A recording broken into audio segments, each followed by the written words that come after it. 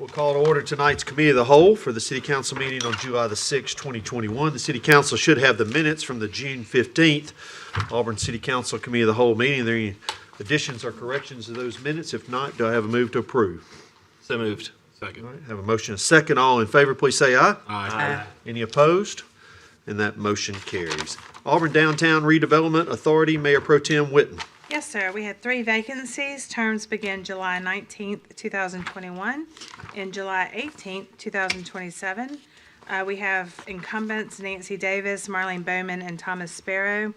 Mayor, if I may, I'd like to start with Thomas Sparrow, who served 1 full term. I'd like to nominate Thomas Sparrow for a 2nd full term. Second.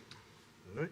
Have a motion and a second for Thomas Sparrow. Any additions or corrections or anything they'd like to add? Any of you like to add to that?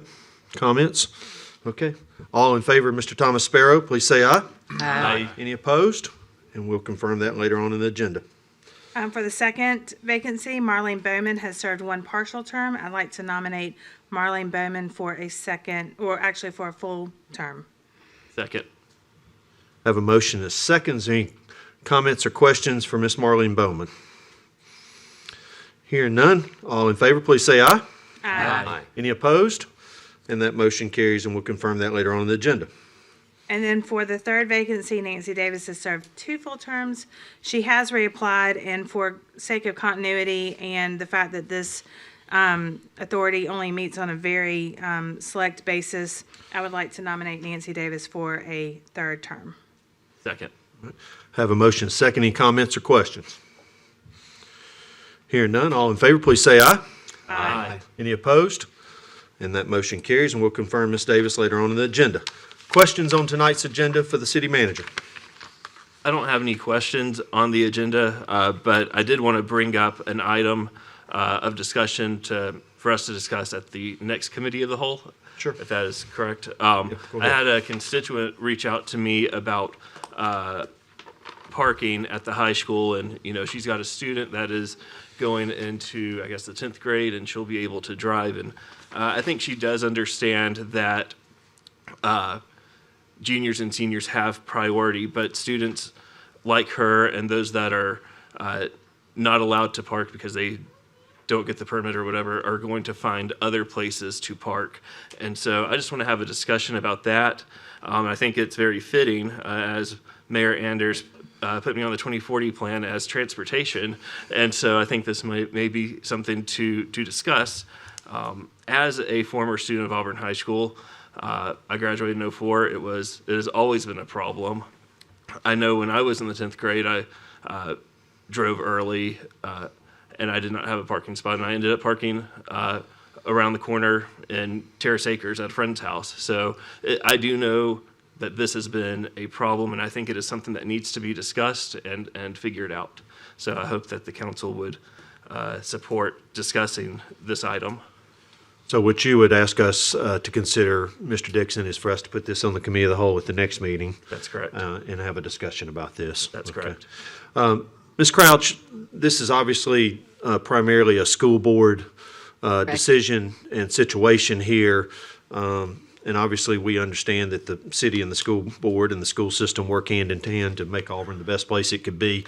Do you see a role for the city council in this? And if so, what would that be?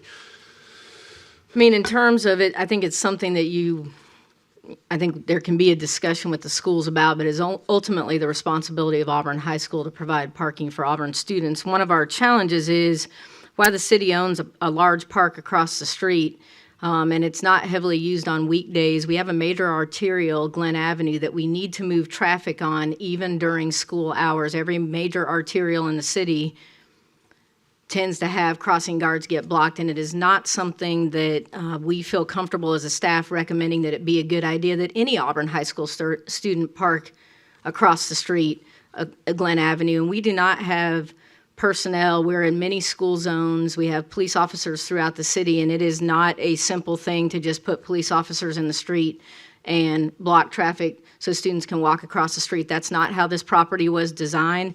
It was designed with the idea in mind that it would accommodate the appropriate students, and that's a conversation that needs to be had with school officials. The city council cannot compel the school board to act on that.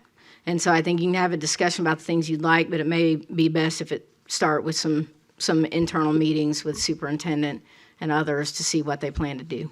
Do you think that is something that could occur over the next 2 weeks before the next council meeting? Yeah, depending could on certainly availability, inquire. yeah, and we can give an update on where we are. And I understand that, the council received the entire council also received an email today, and Mr. Dixon had reached out previously. He had a constituent with concerns about it, so. It's the same person. Yeah, thank you. And so, but you all heard from this person today, so it's something we're happy to look at. And then there's another issue also in the vicinity of the junior high school that we're still working, that Mr. Dixon had asked about as well. We're still working on that issue, and we'll bring recommendations to you when I finalize those with the chief of police and with the city engineer. So from where you sit, Ms. Crouch, you think moving ahead with a discussion at the community hall in 2 weeks would be something we could plan on doing? We would be prepared with the, having discussions? Well, I think it's a wait and see until we reach out to the schools and find out what's going on. I don't have any other information to provide as of today. It's not a conversation I've had with the superintendent to date, and if nobody on the council has, we need to start there. So I think we can give an update then, or we can talk with Mr. Dixon if you aren't ready to discuss it as a council, or we don't have enough information. If it's okay with Mr. Dixon, we can move it on down until we do have some additional information. Sure, okay. Mayor, Yes. Could we potentially start with a work session with Auburn City admin, their board? Because I agree it should be addressed. I have a rising sophomore who's an early birth date, ready to drive, but aside from that, I think, and I have heard from other parents outside of the email that we received today, and I think there's a lot of things that the community needs to comprehend as far as our relationship, like you stated, Ms. Crouch, is that there's autonomy and there's things that they can do that we can't compel them to do. Would a work session be a better format or do you think we should start internally and then? I think a joint session to better understand if you want to address these things. There may be some other things. I think the community, there's a lot that goes on that people don't understand about the relationship. The council appoints the school board, but the school board is independent in its actions. And there's also things that the city council does not have jurisdiction over. And we don't want to frustrate citizens by the misunderstandings. I think everybody's goal is the same, is to help get questions answered. I also think it's important to note there's a lot of questions about parks and recreation and other things of what school facilities can or can't be used for. We've got different interest groups, and I would encourage, if we're going to sit down with the school board and key administration, and that, of course, would be a public meeting, that a number of those items go ahead and get on the agenda if we're going to assemble everyone, and we want some information exchange. If you have other things on your minds, let me know, and I'll work with Dr. Herring to get that set up. So I might suggest to the council that we can tentatively schedule some time for the next committee of the whole, but we might We can give reschedule an that update for if later that's on. okay. I think that'd And be then- great. Later on in I think August. it's a good start. Okay. Understanding that school is starting in August, I mean, we do understand time's of the essence on a couple of these issues. Okay. So, but I also think it's important to note too that the schools, are very responsive to such requests and meetings, and will absolutely do and respond and do everything they can to be amenable to whatever we're trying to work through. So, we appreciate our relationship. All right. Good. And- Good. And Okay. does anybody else have any other questions? I have one item, Any other questions from the council? housekeeping. Okay. On the ahead, Mike. dais in front of you, item 9B, that's dealing with some minor changes to city code having to do with the Wright Street parking deck. We missed one change before the agenda went out. We just want to strike, you have a red line in front of you. In section 2251, we want to strike the words valet service costs. It should now read parking time limits and meter/pay stations, lease costs. And that was just to avoid coming back and amending that later. But you all have in front of you on a sheet of paper that shows that strike through. It's one place we missed the valet services. So, and I'll remind you again on the regular agenda before we get there. That's all I have, Mayor. Okay. Nothing else? Is there a move to adjourn? So moved. All right, we are adjourned from the committee of the whole. This time, we'll open the regular city council meeting of the city of Auburn for July the 6th, 2021. Roll call, Lindsay. Dawson, Here. Dixon, Here. Griswold, Here. Hovey, Here. Parsons, Here. Smith, Present. Taylor, Here. Witten, Here.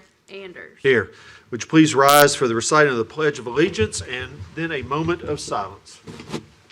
I pledge allegiance to the flag of the United States of America and to the republic for which it stands, one nation, under God, indivisible, with liberty and justice for all.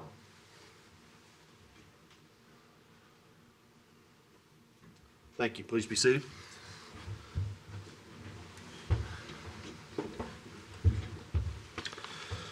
We'll begin Mayor and Council communications with our video for the Employee of the Month and our service awards. Mayor, due to some audiovisual difficulties, we will not be able to offer said video tonight, and we would love to honor our employees at the next meeting. Okay, we'll move forward. We've got 4 outstanding employees who've worked for us for a number of years, and Mr. Logan Kitt from Planning, who is our Employee of the Month. So we'll move ahead. During the Committee of the Whole, we reappointed Thomas Sparrow, Marlene Bowman, and Nancy Davis to the Auburn Downtown Redevelopment Authority. And Mr. Witten asked for us to consider looking into the parking situation at Auburn High School. And we have tentatively scheduled some time to spend on that. That might end up being a work session with the council and maybe members of the school board or school officials. And we'll see if we put this on the Committee of the Whole here in the near future, right? Everybody's Sort of, laughing. You made a little error. You called me Mr. Witten. Did I really? You did. Dixon Witten. I apologize. Not on that. I apologize. Mr. Dixon, please get that right, Lindsay. Thank y'all. Nothing like trying to be serious and everybody around you is laughing at you, so it's always good to be kept humble. Just a couple announcements that I wanted to make here before we move forward. I want to just tell y'all we had a great meeting in Mobile with the Big Ten mayors a couple of weeks ago. I was proud to take our city manager, our public safety director, and our police chief to Mobile. Very proud of the people that they are and the way they represent your community.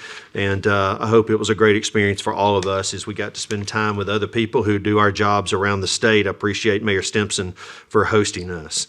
The fireworks of the night were spectacular as always, and I want to thank all the city staff and departments that spent time providing a safe and fun atmosphere for our families to enjoy, and it was a great night, and appreciate everybody joining us. Auburn is you might have heard, we're going to host the first ever neighborhood conference. The date for that is August the 21st from 8 to 1:30 at the Harris Center and the Frank Brown Rec Center. I would just read a little bit that's on your open line. So when you get your open line this week, there's a nice article about this. The work sessions will provide valuable information about city services and resources for neighborhoods. They will tackle topics like neighborhood safety and neighborhood engagement, as well as information and tips from different city departments on things like water quality, recycling, and property maintenance. For full work session information, you can visit auburnalabama.org/neighborhood-conference. I appreciate all the staff putting this together, and I hope this will be a rich opportunity for our citizens to understand how the city works and how we can be more helpful to make your neighborhood a better place to live. I also want to compliment our city staff. They have recently put together our popular financial report for the year. You can get a copy of this at City Hall. It's also available online. It gives you a great snapshot of how your city is doing right now financially, and that should be important to all of us. I think our finance staff, who does a great job, they do a fantastic job on behalf of our city, and I imagine there were some other city employees that participated in making this document, so thank you for all of them. You've put together something very professional that's easy to read, and I think represents our community very, very well. I received a letter from the fire chief from Orange Beach. I just wanted to share this with you. It was dated June the 22nd. This is basically what he said. He gave me one of these challenge coins that you might see that are commonplace in today's society. He says, please accept these challenge coin as a small token of our appreciation for your efforts in supporting our department and our community in the aftermath of Hurricane Sally. September the 16th, 2020 brought enormous challenges to our staff and our city. The response to this disaster saved lives and showed the compassion, the support from individuals like you and your staff. This support during our time of need was without question the most powerful and inspiring moment I've been through in my years in the fire service. I will never forget what you did for this community, this department, and for me personally. The enclosed challenge coins are numbers and are only being given to those who are part of this response. Please know that by possessing one, you made a difference in all of our lives, and we will be forever grateful. If I've forgotten anyone with this, please let me know as soon as possible. This was written to me by Michael Kimmerling, the fire chief of the city of Orange Beach. I appreciate that. This is obviously reflects on our fire department staff who we sent down to Orange Beach to help in a very desperate and difficult time of need. So congratulations to our fire staff. Paul, would you please tell them thank you for their great work and for their recognition, and I appreciate them sharing this with me. The Boys and Girls Club over the last decade has had the Mayor's Ball, which has been their primary fundraiser. They have changed this event, and they call it the Great Futures Gala, and it'll be held on July the 29th at the Googe Performing Arts Center. I encourage any of you who want to have a great time, have some real fun, and support a great organization that really works hard on behalf of our children in this community to buy you a ticket and join us that night. The athletic director, Alan Green, the head football coach, Brian Harson, and the voice of the Tigers, Andy Burcham, will be there for a neighborhood chat. There will be a live band and a lot of good food and some refreshments for all of us. So I encourage you to participate. Auburn 2040's kickoff is a week from Thursday night at Auburn High School in the auditorium. If you have signed up to be a part of any of the teams for Auburn 2040, that will be the night of the kickoff, and we need you to be there that evening. I appreciate our sign up. We had a great rush of names that joined us there in the last few days, and we look forward to Auburn 2040 kicking off, even though it's about a year late. So thank everyone for participating, and thank all of our staff and all the team captains that are going to be helping us out. And Miss Connie, I didn't tell you this, but Juneteenth went outstanding, and I'd like to pass it over to you right now. So if you'd like to make some comments regarding that. Yes, I want to thank everyone that showed up and came out and enjoyed all those festivities we had in the park on June 19th, which was that Saturday. And we had a great celebration. And I want to also thank again the mayor for the proclamation and for being there. And I want to thank Megan for being there. I want to thank Councilman Parson and Councilman Hovey and his wife, Anna Hovey, and the Chamber of Commerce for their great donation. And I also want to thank Beth for being there and her donation and her son and her daughter's cornbread. I got a lot of compliments about the cornbread. So, but I want to thank, and I also want to thank, and I'm not sure who actually take care of the parks and stuff, but I don't know whether it's the Park and Recreation or Environmental Services, but whoever, between the two of y'all, your staff did a great job as to having it cleaned up and everything. The only one problem I had, and it's a minor problem, but it's it's that, when events are scheduled out there, we just need the bathrooms open. Make sure that the bathrooms are open. So that's the only problem. But other than that, the yard and everything, the grass was cut, groomed. But we really had a great time for the weather. And even though we thought the weather wasn't going to permit us to have it, but it did. And I want to thank Megan again for trying to get another venue that did not work out. But I just want to also say next year when we do Juneteenth, we will have a rain date. So we'll have all that covered. This time we didn't have one. So I just want to thank everyone for coming out. And I also want to thank, I see Reverend Lewis out there, and he did our Black National Anthem. And we want to thank him for showing up and being there. And he did a couple of songs for us. So, and I got my two sons in the audience tonight. Your sons, raise your hand. So, I want to thank them for also being a part of it. So thank you. Well, thank you again, Connie. Oh, I forgot Erica. Don't let me leave. See, that's why I don't like to start calling names, because I see people and then, thank you. Well, thank you, Connie. Thank you for your leadership. Anyone else on the council have an announcement they'd like to make this evening? Okay, we'll move ahead to Auburn University Communications.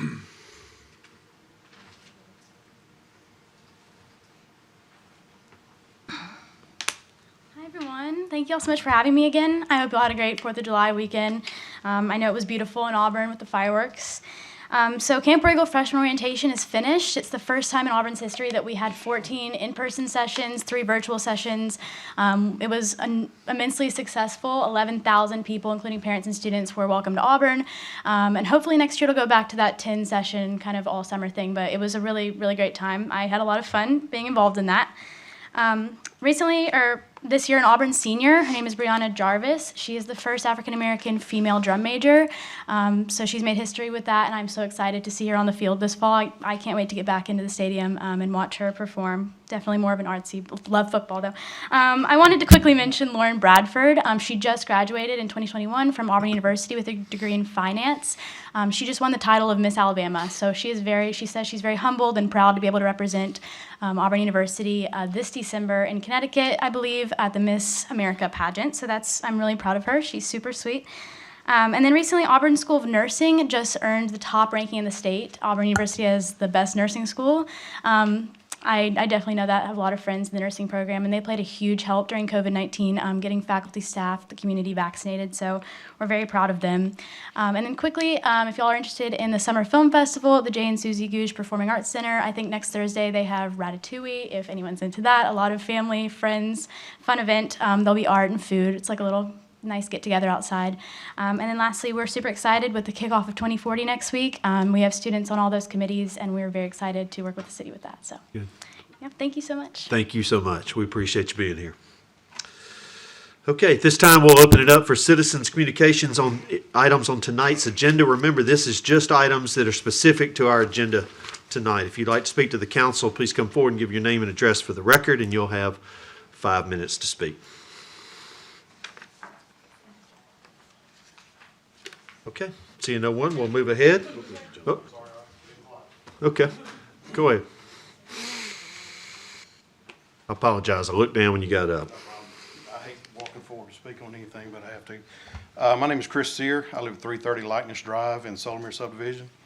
I'd like to speak a little bit on item 8D, number 9, which is proposed before the council. Basically, there are 239 homes, existing homes in the Solomere subdivision. When it's built out, there'll be 261. This item proposes an additional 201 homes to be built behind the neighborhood with the primary access, actually the only access through our same access that we have existing now for the subdivision. There is a turn lane coming from the Auburn area, but not one coming from west of the neighborhood. I apologize, I was made aware of this e-packet last night and didn't really have time to go through it a lot, nor have we had time to review with the members of membership in the Homeowners Association to really review its impact on the neighborhood.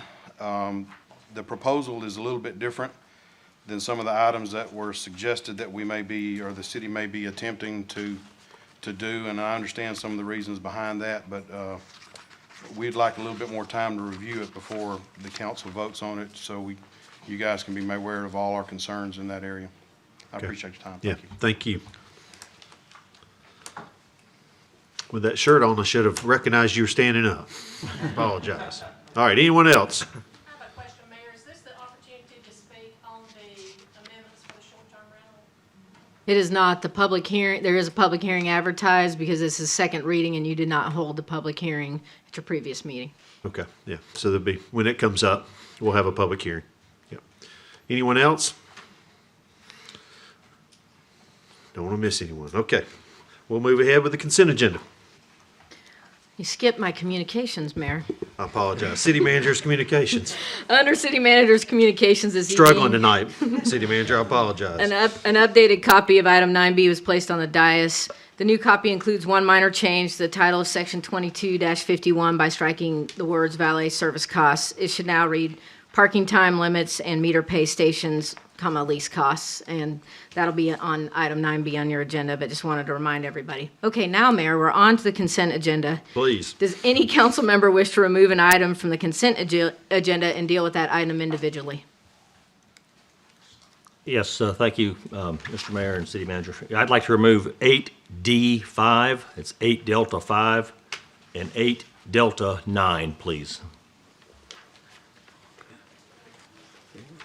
All right, anyone else on the council like to remove an item from the consent agenda? Everybody else good? Okay, All right, Ms. Mayor, Crouch? item 8D5 authorizes the purchase of an Exmark mower for the soccer complex from University Ace Hardware in the amount of $34,604. Move for approval. Second. All right, have a motion and a second. Comments or questions? Mr. Griswold? Yes, thank you. I noticed on the last page of the packet, the various alternatives that were considered.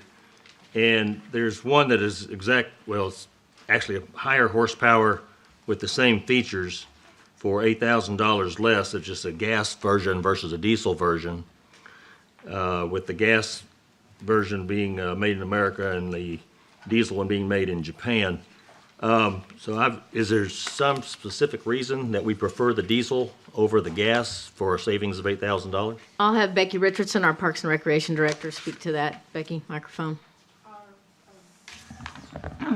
Our athletic facilities superintendent had a similar mower to this when he was with the city of Montgomery and got great service, and felt that it was the most effective purchase, and that's why we chose that.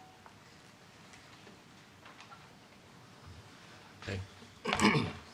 Just $34,000 for a mower really kind of, really strikes it, comes home pretty significantly. Well, one of the things that it will do is it will free up some of the other mowers that we've been using at soccer, so they can be used for other facilities. So that should, and it also will be a savings in that we'll be able to use this mower and cut all of the fields, so we're not putting 2 and 3 people out there to cut the fields. But it's, Becky, isn't it, we can mow the fields 3 times a week per your memo Yes, and that is a big advantage. with in one that- person operating. Correct, and it will make the grass grow thicker by doing that. So, Councilperson Griswold, one of our challenges is the soccer fields got in disrepair. We had a lot of very upset citizens about that. We've been through much to get these fields in extreme, they were in extremely bad condition. Now they're in very good turf grass style condition. We have a number of folks from Auburn University that have been consulting with us. They're gathering on the site. I think it's next week, Becky. Our team of experts to kind of review what's happened. We've limited play, actually no play on these fields to get them in better shape. And part of that and part of the recommendations was not this specific mower, Councilperson Griswold, but better mowers. And there had been some discussion, and some of our citizens were interested in us using what's called a reel mower, and it's REEL mower. And my California Southern accent will mix that up a little bit for you, but that style of mower was not necessarily recommended by the turf grass people because you have to sharpen blades, and we don't have the capability to do that. Auburn University uses those, but those are very similar in cost, Becky. The reel mowers are, is that correct? And so one of the goals was, as we're adding fields and doing other things, we're trying to make sure that the soccer complex is in best shape possible for mostly year-round play and big tournaments, and this is part of it. And yes, it is expensive. I think the other key thing is it is something they can absorb in their existing budget, and we're not having to shift additional funds over to Parks and Recreation. Okay. Any other, sorry, Kelly. I assume that anything that we would have considered would have been an improvement. I mean, there's 20 or so listed here, only 2 of which have the 96-inch cut. But then there's some like 72-inch cuts that, at even half the price of some of this thing. So anyway, that was my biggest concern was the expense of this mower. Thank you. Any other comments or questions from the rest of the council regarding this? I do agree. I guess I kind of went off the recommendation, but now that Councilperson Griswold brings it up, I mean, it is curious to me, they're the same dimensions. One is 1 horsepower more than the other. One's gas versus diesel. Do we have a better price on diesel than we do gas? That would be one question. And then, because they're exactly the same, 96-inch ultra cut rear discharge with flex wings, already equipped. Becky, was this also something that we could get a hold of? So through these purchasing co-ops, it doesn't necessarily mean something is available. Availability. We also made an attempt to use a local vendor and University Ace Hardware as opposed to somebody from Texas, and I don't know if that's playing a role, Becky. And it is, and they were able to locate this mower, and we'll be able to get it if we decide to purchase it. So was it an inventory issue, Becky, or no? But what they're asking is, was a cheaper mower available that does the same thing? The mower that we talked to them about is the mower that we have on the agenda. If they want us to go back and look at the other mower, then we'll have to delay and have them go back and see if that mower is available. Megan, can University Ace also provide service on this mower? Yes, they service everything they sell, yeah. Okay. Yeah, I'm all for supporting local. I just have the same, it was just, since it was brought up, it was curious. Because in our agenda, it doesn't tell us where they come from. So it's, like, it doesn't say the zero term, like where the Laser ZX series comes from, like who the provider is, so. It's a sourcing issue too through the cooperative. Yeah, it's a Makes little perfect bit sense. complicated. And so, I mean, if you guys aren't ready to proceed, then that's okay. We understand. If you are, Yeah. let us know and we can get you more information. If we were to hold this off, how much would that delay city Becky, with what y'all want to do with the mower? Well, it would be probably. microphone. It would probably be another month before we'd be able to start cutting the grass 3 times a week. Is that a significant change for us? Yeah. Okay. It is. We're just getting these fields back to where we want them to be, and that's a challenge. We have not allowed play to get them here, and now they really look nice, but we want to. Part of this deal wasn't to just spend money to get the fields in better shape, and some of that just had to do with some pre-emergent and other things, but it was, this is a whole system where we're going to be aerating and doing things different, and this will save us money in the long run if we mow, so while there may be you don't feel a perceived savings here, there will be in the long-term maintenance if we do this by a new program that we're trying to follow. And so what we were trying to do is address very strong concerns from our soccer playing community about the ability to play out there as much as possible, and this mower does play a role in that. Megan, soccer's obviously a fall sport as well, so there's going to be a full schedule of games and activities and potentially even weekend tournaments out there this fall. They will be wanting to get back on the fields in August, so whatever we do, we need to have them ready to go in August. And we have another session of top dressing and aerating that needs to be done before then. And of course, the cutting, and we'll be meeting next week with the Auburn folks to look to see if we need to add anything to the drainage and such as that. Well, and it does appear that the model price is an $8,000 savings off of suggested, so. Yeah, that's what we don't actually know is the source. The way that these work without having to go to bid is you've got to go through a purchasing cooperative. They have to be able to locate the piece of equipment you're actually seeking. There's a lot that goes into it. Yeah, good questions, thank you. Yep. Any other comments or questions from the council? I'd like to drive it. $34,000 lawnmower would be a lot good. Well, I think it's important to know, a 96-inch cutting area is not your typical lawnmower. So I think that, just as a point, this is more of a tractor, I believe, and I think I don't know what these things are depreciated, or if that even comes into play in our budget, but, I would defer to a diesel engine for maintenance purposes and depreciation. It's gonna have a much longer lifespan than, We don't depreciate quite the same ethanol. way the private sector does, according to our So I said finance I didn't director. know. But we do, we try hard to get equipment that we can keep for the long term. well, and I just think and for service low reasons, maintenance. Mm-hmm. you're gonna get a lot more years out of a diesel engine than a Absolutely. gas. All right, any other comments? Okay, all in favor, please say aye. Aye. Any opposed? Nay.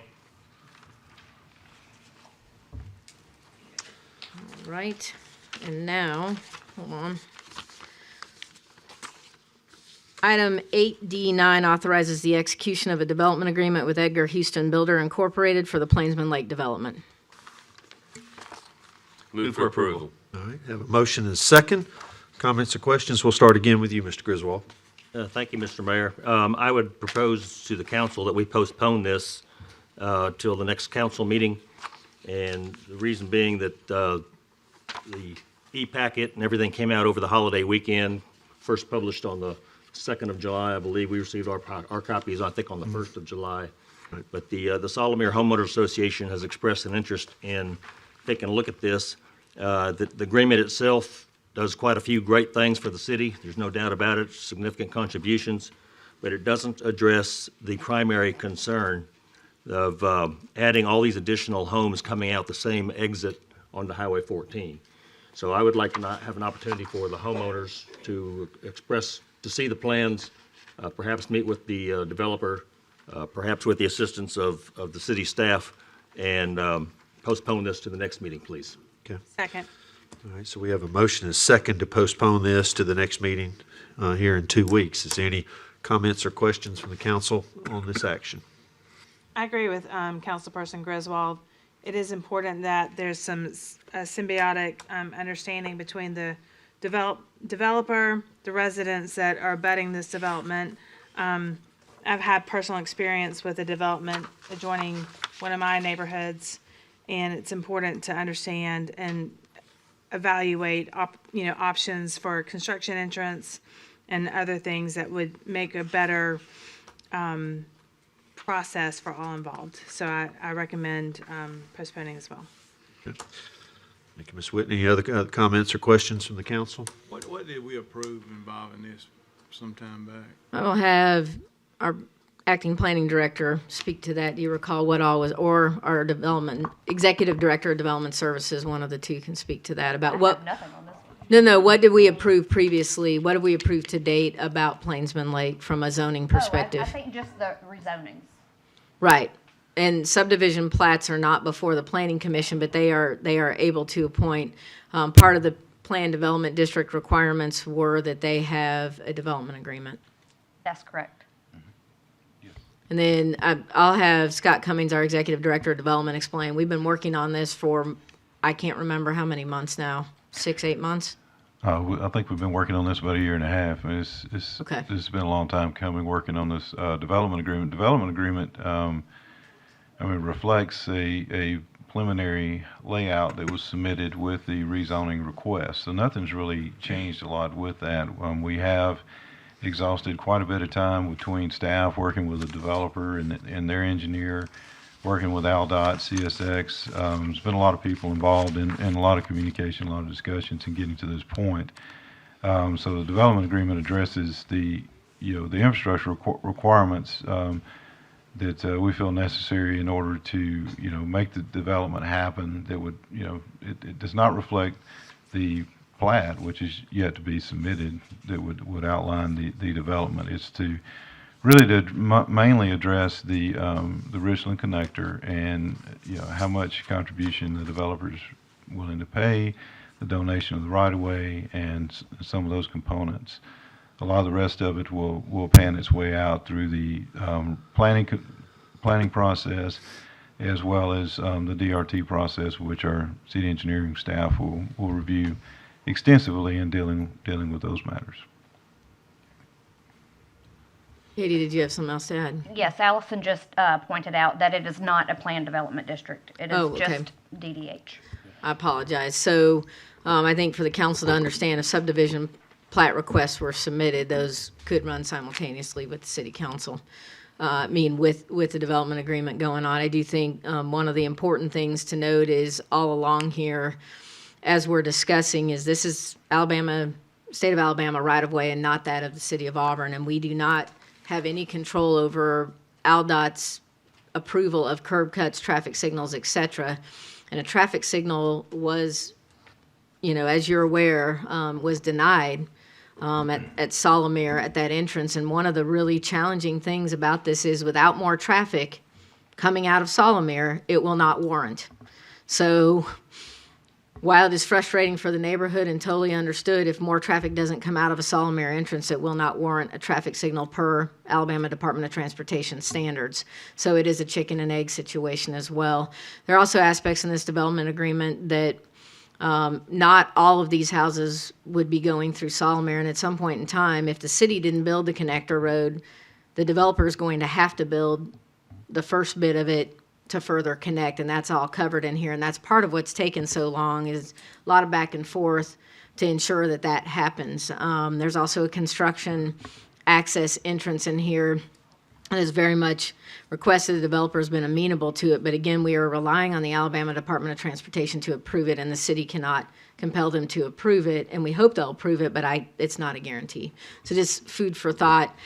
Previously, there had been a meeting with the developer. We will see what we can do, but the terms of the development agreement are basically an infrastructure basis. The challenge with traffic and those concerns rely on the city engineer and what her lens is on this and what traffic studies say, and are not typically resolved in a development agreement. So those become a city engineering standard of which we need to hold people to from a safety standpoint, and not that if we can't just say at 25 lots you must do this. It's got to be tied back to a nexus of something. So, but the item before you is postponement, so. Any other council members have a comment or a question? Postponing, is it gonna hurt the agreement? I mean, is it gonna be negative in any way? Scott? I can't say. It'd be up to the developer and their plans forward. I don't know where that would fit. I mean, they're waiting on this development agreement in order to solidify their plans, obviously, because it has a lot weighing into what the city's going to expect them to commit to, and what they can plan and in the purchase of the property. And this involves us getting that Richland connector. Yes, sir. It does. It does. It involves all of the right-of-way for the Richland connector with the exception of what the city already owns and Auburn City Schools owns. I would definitely be for putting it off if it hadn't. I feel like it's already been debated, and I think the homeowners, Solomir people have had a chance to look at the agreement. I don't think anything's different than it was. The rezoning deal we voted on nothing has changed from what was in that, is it? I'm not aware of anything significantly that's changed. And since the original plan came through, it's kind of stuck to the same general guidelines. Given that it's been reviewed before, and this involves that Richland Road connector, I would be for moving forward with it, because we desperately need to connect Richland Road with Highway 14. It's ridiculous that we don't have it already. I don't disagree that we need the connector. I think the request before us is just to acknowledge the fact that these residents had little time to digest this development agreement over a holiday weekend, and that it's not clearly, I may be mistaken, and I would like it to be pointed out what the construction access point is, because it's not clear, in my opinion, with what's before us. And I think it's just, I mean, having had experience with a similar situation to an adjoining neighborhood, it's a matter of just comfort and, like I said before, a relationship between the development and an established development, and knowing that these are going to be their neighbors and better understanding. And I don't think from this point to a date certain of July 15th, which I believe is our next meeting, that would create a hardship on the development or the developer. Ms. Crouch, has that been discussed, the construction entrance? Is that something that We y'all discussed? generally discuss it. There's nothing has been shown at this point. The general point would be about where the driveway is into the home place. So and that would take care of what is shown on the plat is section A, which I believe is 70 houses to be built. Additional, but that's contingent on ALDOT allowing that construction access. Okay, so that would have to be approved by ALDOT to have a separate construction access. Yes, it would. Okay. Have we asked that question of ALDOT yet? We have. They've given us an answer? No? Microphone, Allison. We did mention it early in the process, and they seemed amenable to it. They would still have to go through a formal process to get it approved, though. Okay. Is there a possibility that could be decided in the next 2 weeks? Anything's a possibility, right? Well, no, not in this case. Okay. With ALDOT, they would actually have to formally submit a document. So if the developer chose to do that in the next 2 weeks, they probably wouldn't have a response that quickly.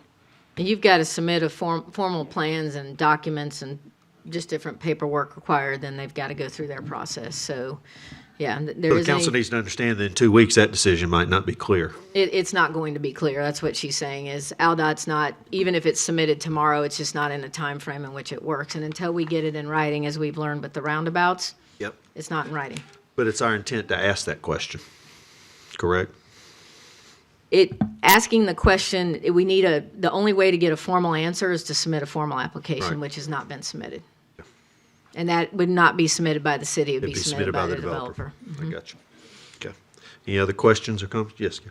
Thank you, Mr. Mayor. I noticed in the agreement that's before us that the developer will complete design for proposed turn lanes and signals at Solomir and Martin Luther King. And that is in the event that we ever get the intersection warranted. Absolutely. So I don't see why we shouldn't require them or ask them as part of this agreement to also develop some designs for alternative entrances into this area. So, I mean, that's something that I think is lacking here. The absence or presence Signs of a in the stoplight what area? into the section A, some way or another to get in and out of there other than going through Solomir. I mean, perhaps they have considered it. I know it was discussed in some of our meetings with them in the homeowners association, but I don't believe anybody has seen anything on paper as to what their alternatives might be. And to me, that is certainly an infrastructure issue, and infrastructure is something that's supposed to be considered in the development And agreement. are you talking about a permanent access or just, okay. So one of the things too that we'll look at by our own, and this is the reason the development staff works so hard on this, as a matter of policy and on high-speed roads such as this, we try to limit the number of access points all that we can. So the more, if ALDOT were to even approve it, the city doesn't normally wouldn't normally want a bunch of additional access points on the Highway 14. We'd want to channel it in a way where we could get signalized intersections. So this then goes against our standard engineering practices that are in our manuals and so on. So yes, it begs a lot more questions, but that's part of the reason why we're here tonight is this has gotten to a point the development staff is comfortable. It's fine if you need more time. That's not it. We'll be happy to answer your questions, as you've indicated, and we'll do what we can. But we also then don't make other things that run afoul of other development policies. That's why you often don't see them in here. This is part of the reason why we did the development agreement process also was that Planning Commission was wanting to negotiate infrastructure items that were in the lane of the City Council. So we try to do all of this, or we keep infrastructure and base infrastructure issues kind of in our manuals and so on, and give you some nuances. There are a lot of moving parts, and we'll be happy to go through this with you further in detail, and maybe we do want to consider doing that at the next committee of the whole. Also, that evening is we can run through a quick presentation of what this does or doesn't mean in this development agreement and run through the paces with you so you clearly understand what's in here from our lens. If that would help. I want to make sure you understand what's before you. Okay. I think that's a great idea. And thank you for the questions. I mean, as was said earlier, I think, the things that are in here are great. Y'all be commended for all the hard work you put into developing it to this point. But there are still some unanswered questions from the community that I would appreciate support on a delay on this for 2 weeks. And if I've also understood the question correctly, it's been a long-term question is, at what point would they be required to build the Richland Connector if the city didn't? And I know that's a hard question to answer because it's a function of time and traffic studies and so on, but we'll explain that to you 2 weeks from now. And that date certain would be July 20th. If you, 20th, is that our next meeting? Yeah. Okay. And I It'd be nice to have it on the 15th, a few days early. But and I think another opportunity for the developer is if we have it at the committee of the whole as a presentation would be to understand their timeline of their phases, even though I know they have not submitted plats, but if they could just give us a general idea, not a understanding that that's a fluid situation, just so that the residents and the council could understand the timeline of, because I know it's A, B, C, 1, 2, and 3, and D, doesn't mean that that's how they're gonna develop that. That's correct, because townhouse development is before the Planning Commission this month in that piece. And Katie, is it a conditional use? So it'll come before the City Council at your July 20th meeting as well, Okay. if the Planning Commission moves it forward. Yep. Okay. Understood. Okay, any other comments or questions from the council? All right, so before us is a motion to postpone the consideration of this development agreement for 2 weeks to July the 20th, correct? All right, so a vote yay is to support that, a vote nay is not, and then we would come back, if that would in the majority, we'd come back and reconsider the development agreement. Okay, everybody understand what you're voting on? Any questions? Okay. All in favor of postponing this to July 20th, please say aye. Aye. Any opposed? Okay, we'll do that. Be postponed to July the 20th. All right. All right, do I have a motion to approve the balance of the consent agenda? So moved. Second. I have a motion and a second. All in favor, please say aye. Aye. Any opposed? And the consent agenda is approved. All right. All right, Mayor, under ordinances this evening, item 9A includes... 1 second, if you would, Ms. Oh, Kraus. sorry, I apologize.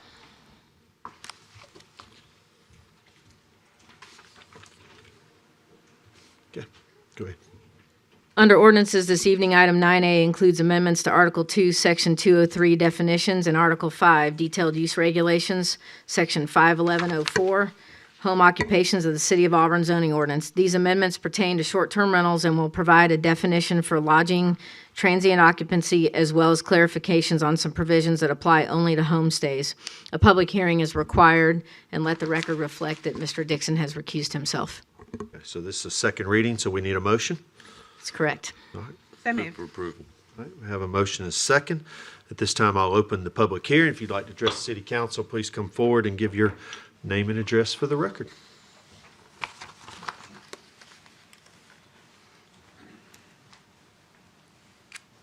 Hey, council, I appreciate y'all allowing me to talk a little bit. I've been in Auburn about 6 years. Your name and address, sir? I'm sorry. Robert Wilkins. I'm at 261 Denson Drive. Yeah, I'd written each one of you an email and addressed it to the mayor about 1st of June, I believe. And I just wanted to kind of reiterate what I said in that, and also to talk a little bit about the short-term rentals. I think sometimes when decisions are made, sometimes everyone doesn't understand all sides, and I just wanted to be a part of that, all sides. We started Airbnb about, I guess it was in September of 2015. And we thought long and hard about it because the idea of someone coming into our home, because we have guests that come in that have our whole home. And when they do that, of course, we also have to leave our home, and it is our only home. But because of the income, it allowed my wife, who hasn't worked in 6 years, and also in the last 2 years hadn't been able to walk much, and it allowed me to stay home and not have to be, going around the countryside, because there's some things that I can do that would make me more income, but it wouldn't allow me to help take care of her. So this Airbnb income allows me to do that. Also, I do other things in the area. I do the things like I did Postmates, which is delivering food and so forth. And at my age, I should be doing other things. I should be living off of my retirement, but unfortunately, things do happen, and we move forward. But what I want to talk about was what an Airbnb is, at least from my perspective. Okay, I have people who come from. Mr. Wilkins, Yes, let me I'm sorry. interrupt you. Yes. This is a time for us to specifically talk about these zoning ordinance changes, these language in the ordinance. I think, my Okay. sense is your comments would be better served at the end of the meeting where you have an open time to talk to us about Okay. anything. No We're problem. very specifically talking about some language that's in the ordinance right Okay, now. I didn't realize that. No, that's So- no problem. Yeah, I 'cause I wasn't, was trying I to was figure trying to out- follow you along. That's okay. Yeah, I was trying to figure out which. I understand. It's complicated. Sometimes Wow. you're welcome to come back at the end of the meeting. So I have about 2 hours after the end of the meeting. We'll see. There's some people here speaking tonight, and I've told them they've got 3 minutes, so Okay. we'll see. Thank you. I apologize. Thank you for your patience. Would anybody like to speak to this, specifically on this, the language that's on the zoning ordinance amendments? I do. My name is Susan Bolt. I live at 1188 East University Drive. I've told y'all how I feel about this ordinance many, many times, but tonight, I'm asking you to back up and reverse what you're doing and not go forward with the changes and amendments that you're proposing tonight. the creation of the definitions that y'all are looking at tonight trample on people's rights. The more amendments you add, the more clear it becomes that there is neither an understanding of the short-term rental model or an understanding of your responsibility to adhere to the Constitution. I feel you have allowed the council culture to creep into this decision with these amendments. Just because one group makes the most noise doesn't mean that their position is correct. I'm asking you please not to go forward with these amendments or any other amendments and to reverse your position on this ordinance altogether. I have other comments, but I will save those. All right. Anyone else like to address the council?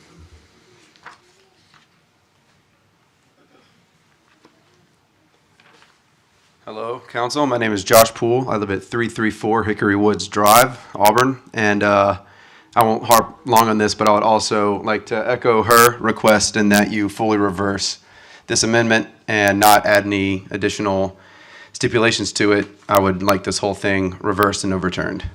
Okay. Thank you, Josh. Anyone else like to speak to the city council regarding this? Okay. We'll close the public hearing. Any comments or questions from the council?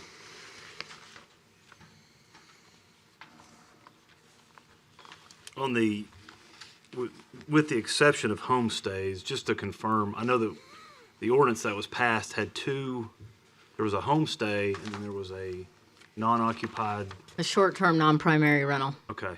So with the limitations, this would only be for the no more than 25% of the total floor area, maximum of 500 square foot. The exception would only be for homestays. Because that only applies to home occupation, so therefore that provision, a home occupation is running a business out of your actual homestead. And so that's why it only applies to this side of the short-term rental ordinance. Would the limitations apply to the second category of the non-occupied primary? They never have applied. So these, to remind you to go back, when the ordinance was adopted in the middle of March, these were changes that had originally been proposed to the Planning Commission in the fall and just were not picked up. We had a staff transition among some other things, and we didn't pick them up. They were actually, several of these were before you for consideration that night as an additional amendment, but there was much going on that evening, and it was opted that you would consider these at a later date, and we would bring them back through the Planning Commission and to you, and that's why we're here. It was always acknowledged in the Planning Commission discussions that for what we consider a homestay, your homestead, that the 25% rule needed to be addressed somehow. And so at this stage, that's why that's in there. Because theoretically, if you were running a plumbing supply or you're a plumber and you do this out of your home, you've got your van that sits, but it wasn't hopeful that you would store 80% of your plumbing supplies in 80% of your house. That's kind of how that's looked at. So By adopting this, though, we're not creating the 25% up to 500 for the second category, is what you're saying. No, this only applies in the home occupation. It's in two different sections of the zoning ordinance. No, ma'am. Any other comments or questions from the council? So tonight, what we're doing tonight with this ordinance, the short-term rentals that we, I guess we voted on back in March. Yeah, March, whatever. March 16th. Okay, so we, as a council, we voted. Now, Beth had some amendments to the, well. She did. I did. Okay, but those amendments was denied. Correct. We went back to the original. Not all of I'm the just trying to- amendments. Right, Just not some all of of it. them. Some of them. Yeah. Okay, I'm just trying to remember what we did here. Okay, so some of the amendments was, it went back to the original plan, really, from the short-term rental task force, is what it basically did. And that is what we voted on. So tonight, we're voting to what? There's some zoning text amendments. Article 2 definitions. There's a couple of different definitions that we're altering. And then detailed use regulations.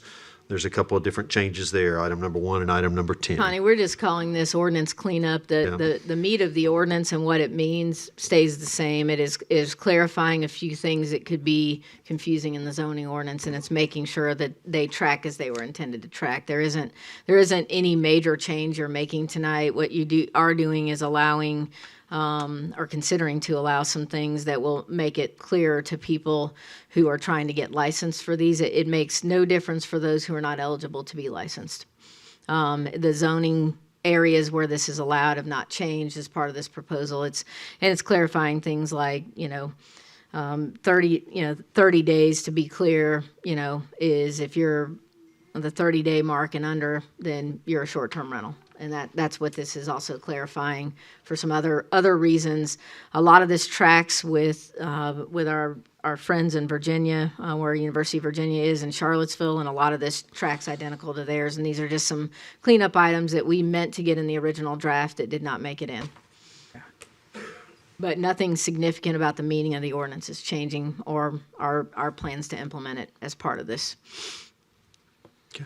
Okay. You good? All right. Any other comments or questions from the council? All right, so we do have a motion and a second. On the second reading, we still do a roll call vote, correct, Ms. Crouch? Okay. All right, Lindsay? Yes, ma'am. Yes, ma'am. Ovey? Yes, ma'am. Parsons? Yes. Smith? No, ma'am. Taylor? Yes. Yes. Anders? Yes. All right, item 9B amends Chapter 22, Article 2. 1 second, if you would, Ms. Oh, Crouch. Let's let sorry. Mr. Dixon come back.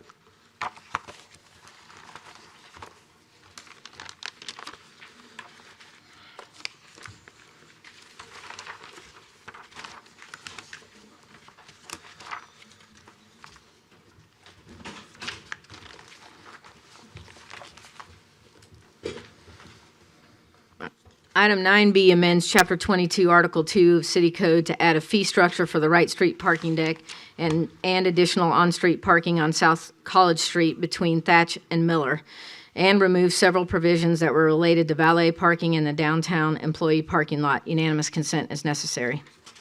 I'll introduce the ordinance and ask for unanimous consent. Second. I have a motion and a second. Does anyone on the council have a problem moving forward with a vote on this evening? Hearing none. Any comments or questions from the council? Yes, Mr. Mayor. Sure, go ahead. If possible, City Manager, could you give us an explanation of why this needs to be 24/7 as compared to the other public parking hours throughout the city? Yes, the intent with this parking garage is it functions differently. We have an existing Gay Street parking deck that the public does not have access to the second and third floors. Those are leased spaces only, swipe card access. What we're attempting to do here is downtown continues to change. We have a $16 million asset sitting on the ground, and we will never. Parking does not pay for itself, except for airports and hospitals, and very busy hospitals at that.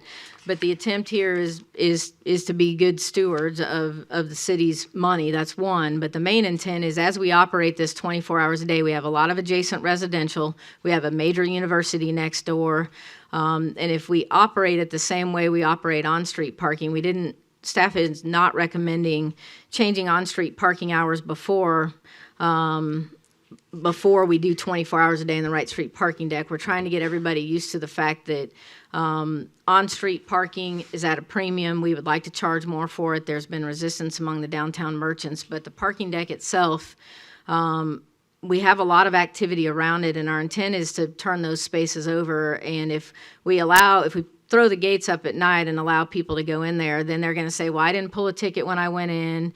They're in there during the regular day, not paying to get out. We can leave the gates down the whole time, and yes, you can pay differential hours, but we're also attempting to get people used to the idea that you need to pay for parking longer hours, and I need on game weekends and other things, if there's no consequence to parking there at night, people will leave their cars overnight if we're not charging them and not get out of there during the day when we're trying to at least turn over the parking for businesses. So this is this is our proposal. It's certainly up to the council if you want to do this differently. This is something we wanted to try for the first year to see how it goes, see what its usage is. I do imagine a year from now, I'll be back to you with, we should lease some of this parking and do some things differently. But until we try it, we don't know.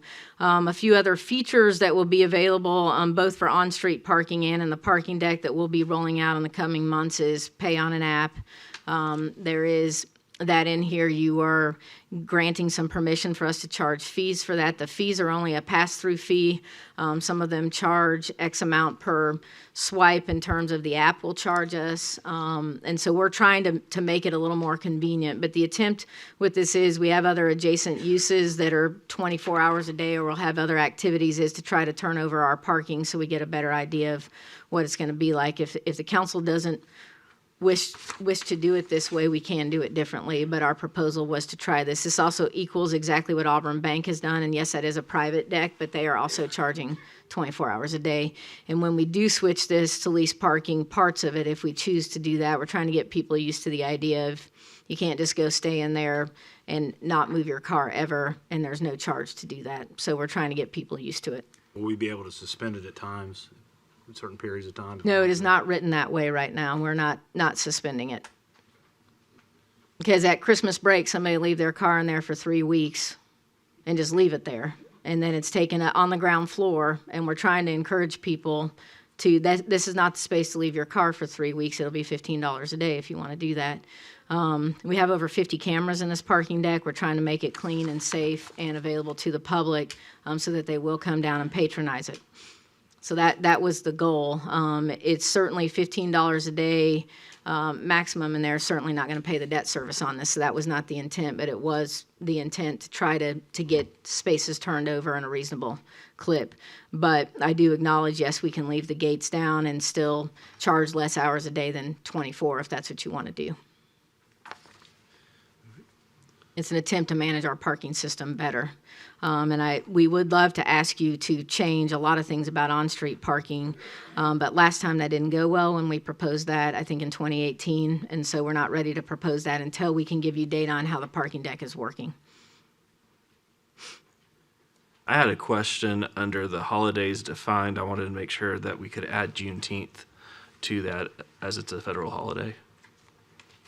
That can be added at the pleasure of the council. I will be recommending to you during the mid-biennium budget process that Juneteenth become a city holiday.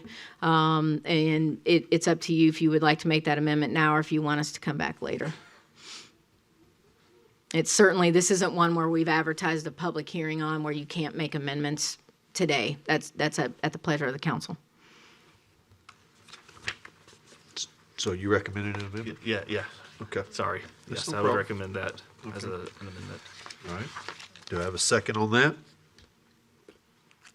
Second on a formal amendment to add that? Is that To what add- we're doing? yes, Okay. exactly. Yeah. I second that. All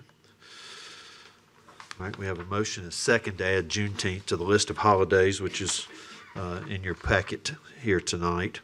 And I'll remind you that's for on-street parking in the Gay Street parking lot only, not the Wright Street parking deck, because that's drafted differently. Yeah. Okay. Sure. I have a question on that. Is that the actual date of the holiday or the observed date of the holiday? The observed day. It would be technically on-street parking is free on the weekend, so it would be the observed day, whether that's the Friday. If it falls on a Saturday, it'd be the Friday prior, and it would track as all holidays do for on-street parking. It's the officially observed day. But because weekend parking is free on-street and then the Gay Street parking lot, that's how that flows on those days. Okay, does that need to be under holidays defined as observed, or is that just understood? That's understood. Okay, thank you. Any other questions or comments on Juneteenth being added to the holidays defined? Megan, would this need to be a roll call vote as well, since it's an amendment? Just go ahead and roll call it just so we're clear. I don't. Okay, all right. So if you would, Lindsay, do a roll call. This is, do you support Juneteenth being added to the holidays, okay? Yes. Yes, ma'am. Yes, ma'am. Parsons? Yes. Smith? Yes, ma'am. Taylor? Yes. Yes. Yes. Okay, And just for clarity, that will amend section 22-46. correct. Thank Okay. you. Okay, so now we're back to the original ordinance we're looking at tonight. Any other comments or questions on the ordinance? Everybody clear? I know we omitted valet parking services. At any point in time, do you foresee us going back to an option for valet service? Not anytime soon. That was quite a painful financial exercise among other things. I think it was the right thing to do when we did it. We had market challenges, and the biggest challenge we had is I didn't mind the financial part, but it was way underutilized. Our ridership or usage of that was a very, very low usage. I can imagine a time that we may change that, but also having valets drive people's cars into a tight parking deck was a challenge. The Wright Street parking deck, as we get closer to opening it, is much more open. The turns are much easier. You can see floor to floor, the stairwells, everything, and it feels very different. But I think we would rather come back to you. Hopefully we're delivering enough public parking that we won't have to come back and address that. But I think I would be more interested in seeing if the private sector chooses to offer it from some restaurants and locations, and just being sure that we're set to go, that they can do that. They offer it on site now. It's whether or not we would allow them to move cars from a public area into our parking decks or somewhere else where somebody privately operates it. And we just don't have any such proposals right now. Yes, Kelly? Yes, I'd like to offer an amendment to delete the portion about the 24/7, which would be section 22-51, paragraph B1. It's on page 4 of your packet. And that would, the basic intent would make it have the same hours as the other city parking hours.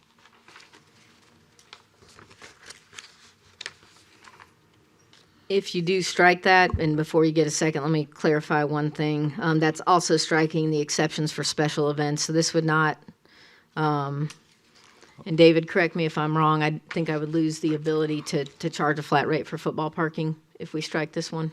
I thought that was covered elsewhere in the document.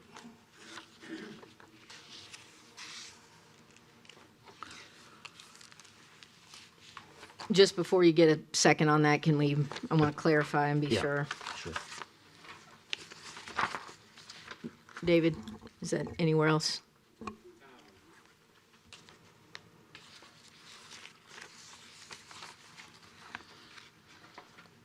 You have a section, previous page says day rates for Auburn University football games and other special events may be established at the discretion of the city manager. So, special events or unusual yeah, I thought that was covered under paragraph 4 at the bottom of page 3. All right. You feel we're covered then? Okay. All right, I just wanted to clarify, just making sure you guys knew.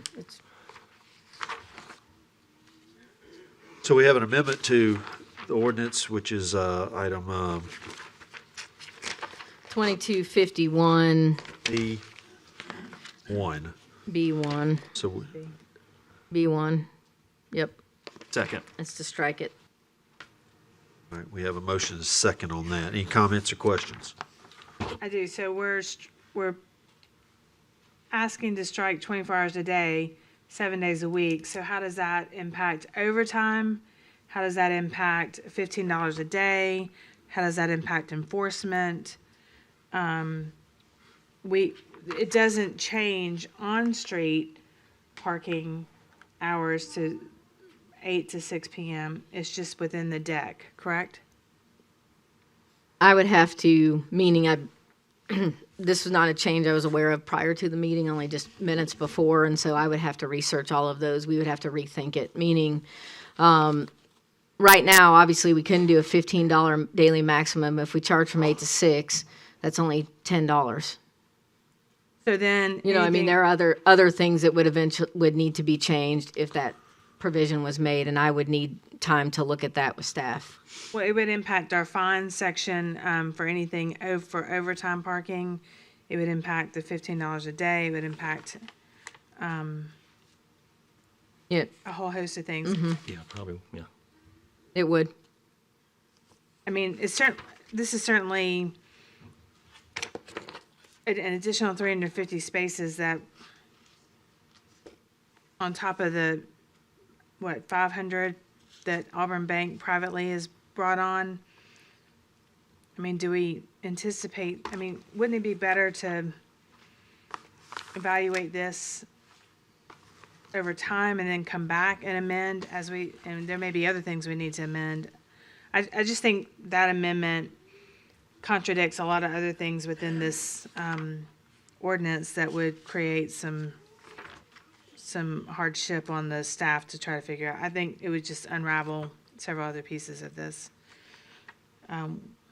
Either we need to table this and go back to that and look at it more in depth, or not approve that amendment until after we identify other nuances that need to be addressed. Mr. Griswold, Mr. Dixon, y'all both supported this with your motions. I'd like to hear from y'all why y'all think this is so important, this amendment. I know you somewhat explained that a while ago, Mr. Griswold. If you could say that again, I'd appreciate it. I just don't see a difference between the on-street parking and other, parking deck. It's all public parking. It's all to support our downtown businesses and restaurants and whatnot that people want to come in there in the evening. So that was my rationale. Is I just didn't see a reason to have it different than the rest of the public parking. But having said that, I agree with Councilwoman Witten that I would be happy to go ahead and approve this, evaluate it over time, and we'll come back and look at it once we have some more data. Because she's absolutely correct. It does impact other aspects of the ordinance, of the draft. Is this ordinance? What is this thing? Yes, ordinance. Yeah, ordinance. Yeah. And Mayor, if I may, when it's at the pleasure of the council, I think the goal here is to figure out how this works. I also had some discussions with some merchants today that raised very valid points with me about validated parking and how will that work. What we're trying to do is give them options, but I wasn't thinking with the lens, well, you can validate $15 a whole day's worth of parking and have, we have people looking at our parking deck in 800 ways that they would like to utilize it, which is a good thing. But what we are trying to do, our initial goal was to deliver more public parking so people could always know that they would have a spot in downtown Auburn, football games aside, because that's a different animal.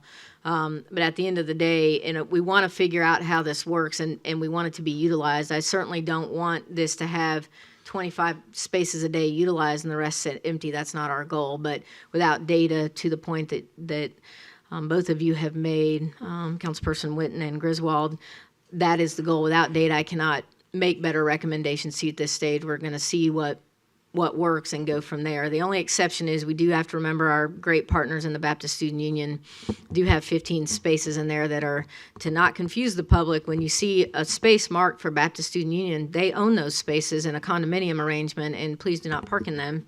Those are their spaces, and they will have swipe cards that allow them in and out of the deck. That's a different function. A few other key features to understand is this will not let in, we have about a 10-car fluctuation, so it's not going to let extra people in the deck. If it gets full, you're not going to go in there and drive around and look for a space. The gate won't let you in anymore. And but a lot of those systems we still have to test. And I know a lot of people at 2 o'clock in the morning may call our communications folks and say they have lost their ticket and can't get out of the parking deck. I understand that, but in the Atlanta airport, you also have to pay for a whole day and then some if you lose your ticket. And so we're going to have to hold some people accountable. And everybody's stuck behind them. We have one way in and one way out. It's going to be a little angry when that happens, and we'll work through that. But we're also going to have our goal is there will be times that we're going to have to flex with people, and we'll learn when we operate it. The goal tonight for me from a staff perspective was to get something on the books when you are so ready so we can get it open. And I'd like to speak to why it's not open. There's nothing wrong with it. The Baptist Student Union is facilitating moving in. We want to get them in there. And we have one minor elevator issue that is not dangerous. It's just we need a swipe card. We're waiting for a small piece of equipment to come in that doesn't allow access to a basement level that is a City of Auburn, it's a kind of secured area. And so that's all that we're waiting on in those two things, and we'll be ready to get it open. But we cannot open it if you guys do not allow it to be charged. So that's where we are.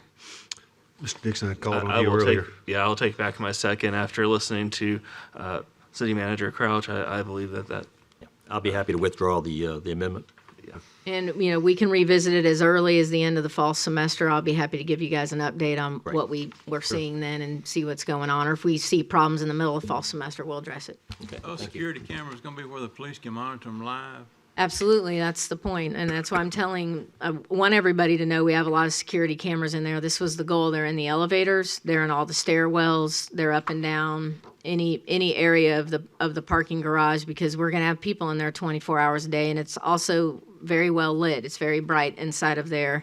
The stairwells are not a fire stairwell per se, as you would see them where you get in a parking garage in downtown Nashville and you think, man, there's not sides to this, nobody can see me. Ours are completely open. You walk up the stairs, people in the parking garage can see you walking up the stairs. So we did that for comfort and safety purposes because we knew we'd have a lot of people in there at 2 and 3 o'clock in the morning as well. Because the last deck, I had to come back from the police academy in 1987 and guard it all weekend long, which resulted in me being named Deck Dawson by one of my There you go. I do need to be clear about one thing. It has some of the best views in Auburn, but one of our requirements will be thou shalt not tailgate in the parking deck, which means, you know, grills on the top of the parking deck and so on. And on city property, including the parking deck, thou shalt not drink beer, technically. So I'm just reiterating that this is not a space that we're going to be leasing out, and we're going to be asking people to go get their tailgate on elsewhere. So, and patronize our downtown businesses and buy from them.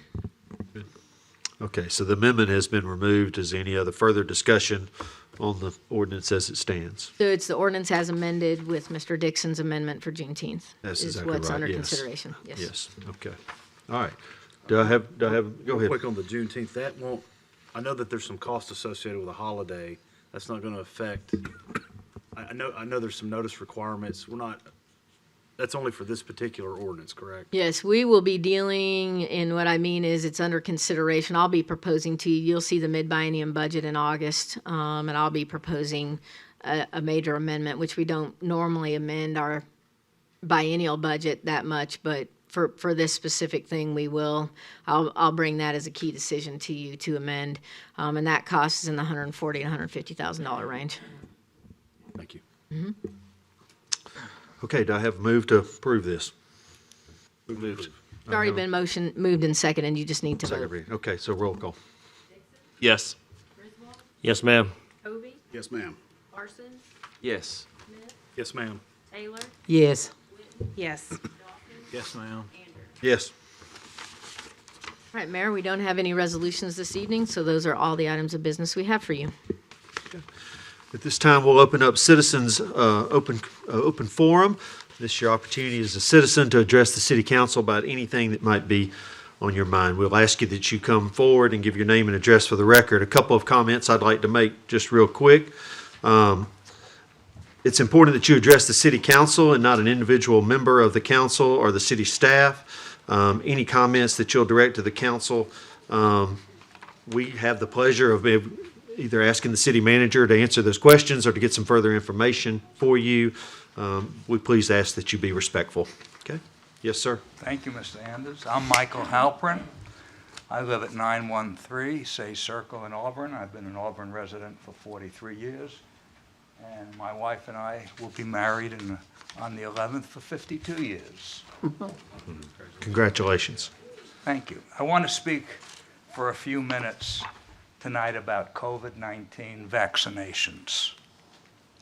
The key question, what will motivate the unvaccinated to get vaccinated and fulfill their collective responsibility to protect themselves and all of us?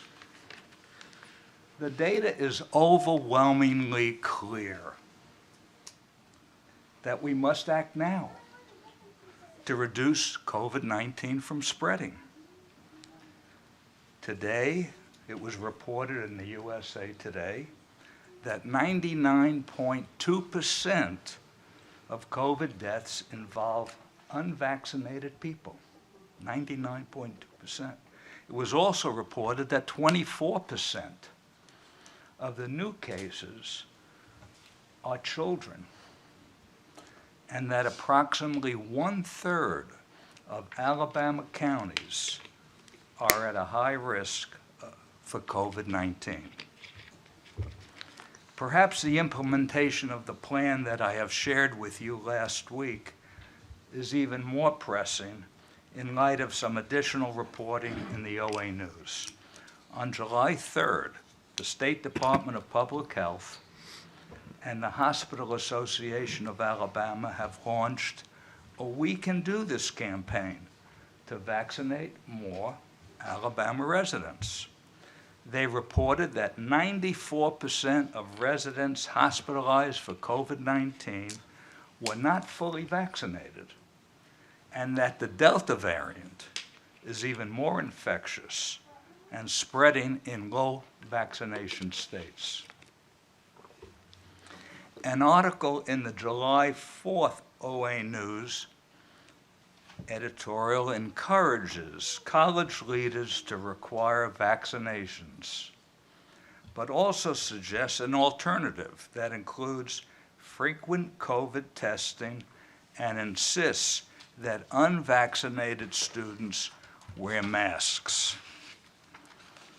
It's interesting, as of this date, there are 400 colleges and universities that require students to be fully vaccinated before they can begin to take classes on site in the fall. Now, obviously, this council is not empowered to dictate to the president of Auburn University. Try to wrap this up, if you would, and the Mr. Board of Halpern. Trustees. About 10 seconds. There you go. But 35,000 students interact with each other and all of Auburn. So it's urgent we act now. My mother used to say to me, after I apologized for being late to dinner, "Michael, don't be sorry, don't be late." There is no need for this council to be sorry for being late to act, to take significant action if you are now proactive to implement some plans to reduce the spreading of COVID. I thank you for the few extra minutes. I thank you all for your important work in Auburn. Thank you. Thank you. Who would be next?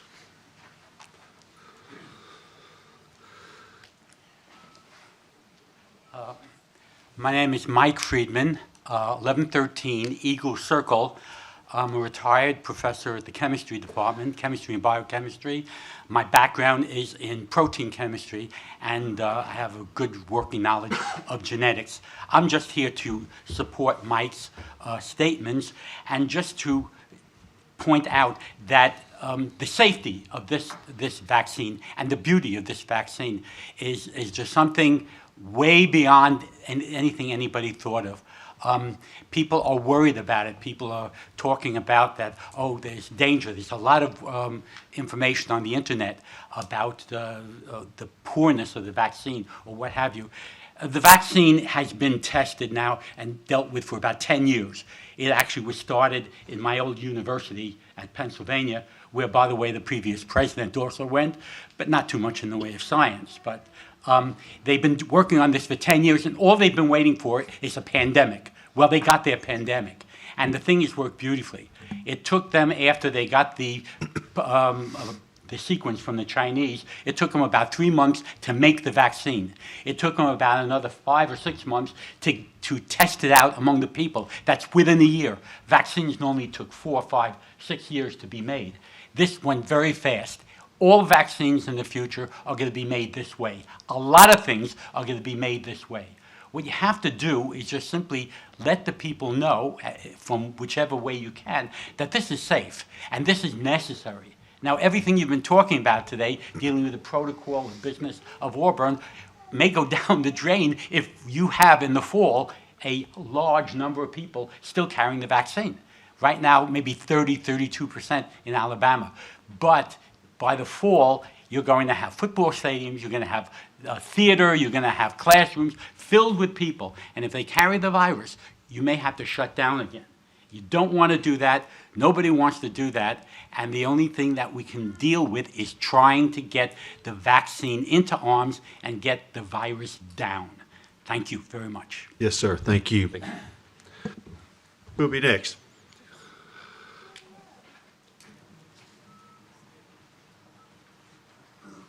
Thank you, Council. I'm going to try to be brief and also clear, all right? My name is Joshua Lewis, and my domicile is 1106 Stage Road, Auburn, Alabama. Senate Majority Leader Greg Reed said just because you've got a lot of money does not minimize the fact that you've got to be very studious, very focused on how you spend those resources for the benefit of the people.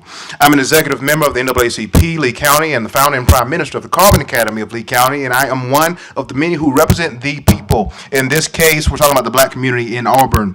Briefly, I would like to discuss Executive Order 13985 and the allocation of funds in an equitable manner with respect in regards to the black community here in Auburn.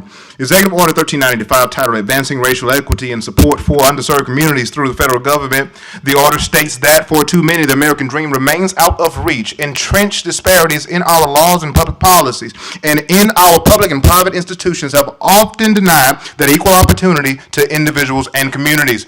It continues in Section 2 of that order to give a definition of equity and explicitly lists black communities as those who have been systematically treated unfairly throughout history by the Fed and the local governments, and that's putting it nicely. Along with the executive order's promise of the federal government's commitment to critically self-examine themselves, President Biden's American Rescue Plan is set to provide more than $350 billion nationally to help state, counties, and cities deal with expenses related to the coronavirus pandemic.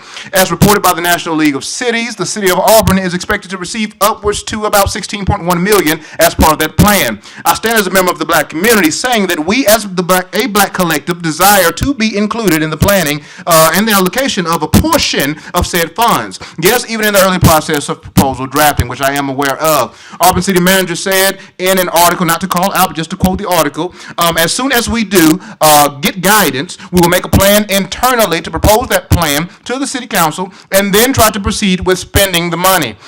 She goes on to say, the good news in the current guidance is saying, I think we have until 2024 to spend the money. So there will be some time allotted or allowed to make a really solid plan and go on and spend it, end quote. The black community would like to be a part or included in that because we have a lot to say and do, almost there. I understand the process that our city manager was alluding to, but I would hate for a large percentage of those who have been negatively and greatly impacted by the pandemic to be excluded in the process.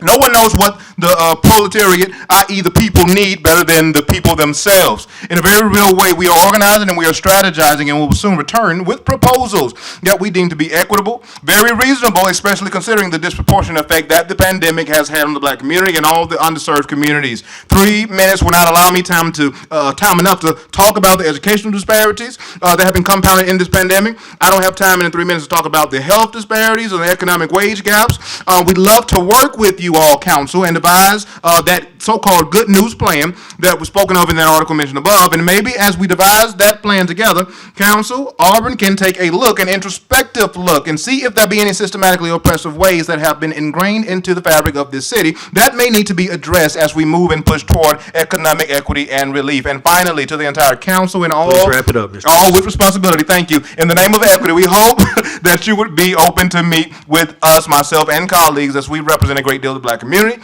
as a collective, and hopefully we can discuss these proposals and you would entertain them as we submit them concerning the funds. Thank you.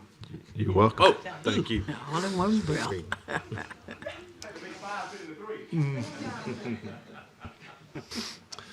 Who'll be next? Yes, ma'am.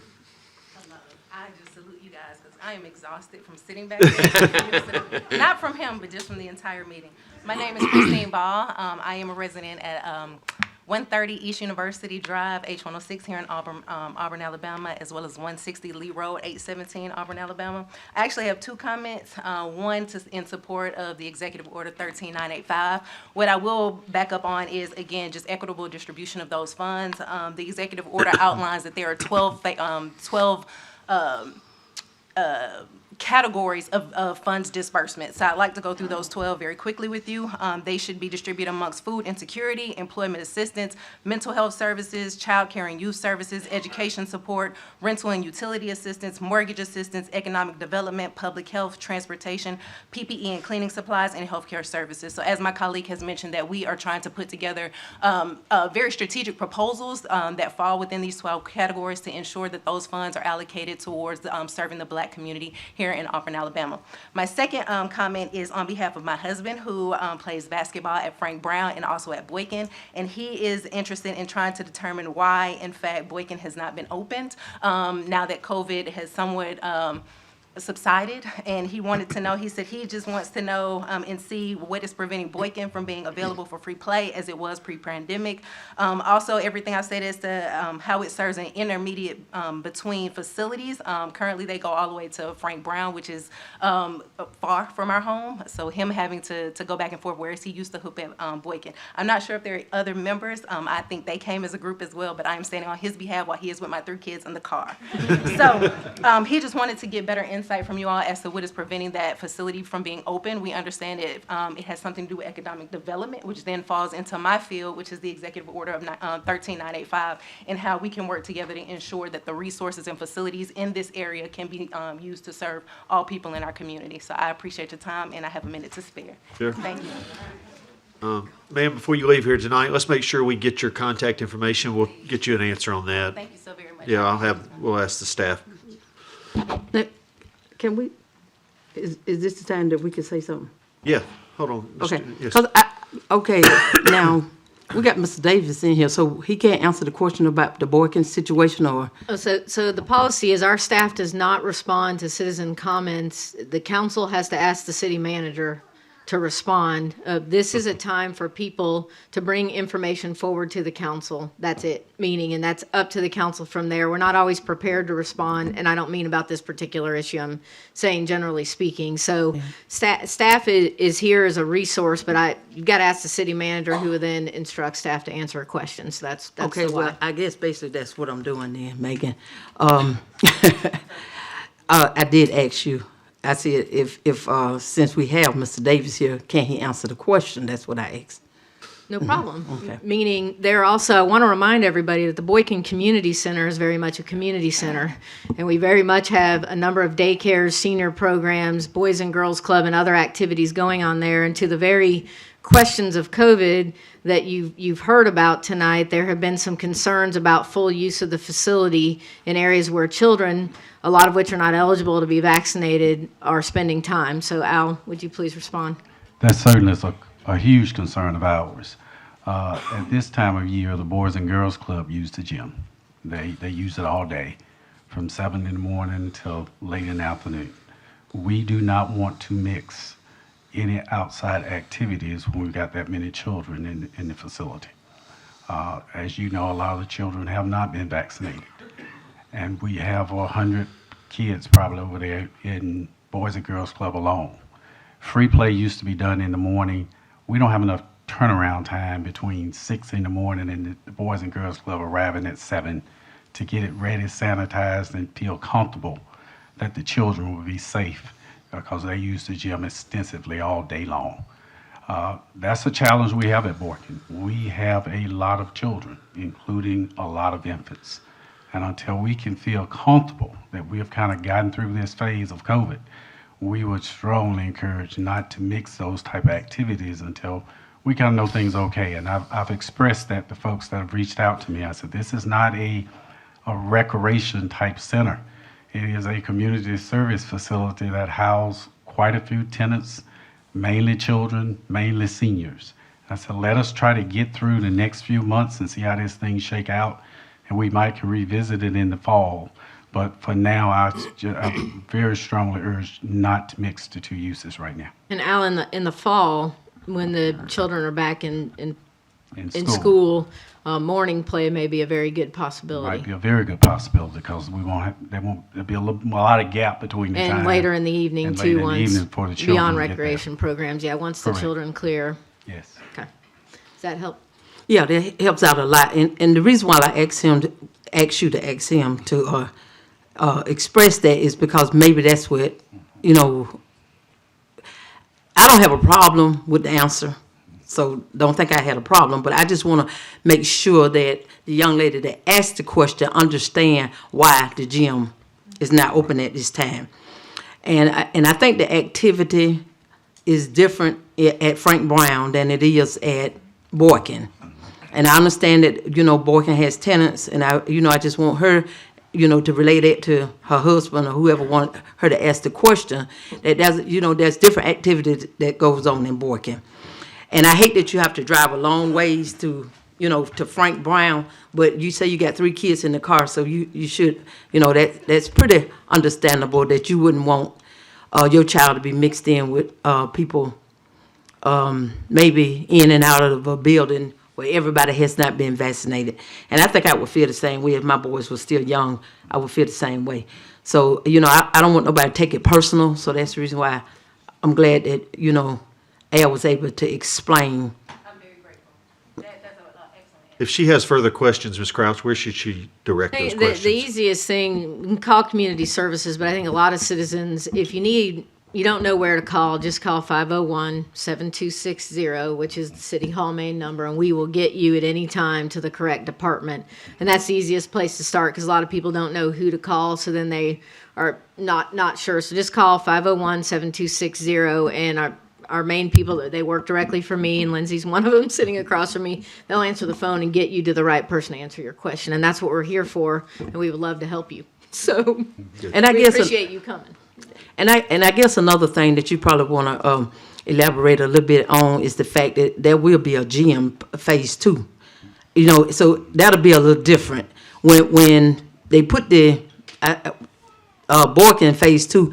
It's actually building a gym. So that'll be a separate facility. So it'll be more or less like Frank Brown is now. So you won't have these tenants, your children, and those type of, you know, people around the children and stuff. And it'll have air conditioning. Yeah, and I have air conditioning. Thank you. You good? Okay. Thank you, Connie. All right, Ms. Terry. Okay, I want some of that. Here, just hand it to me. Thank you.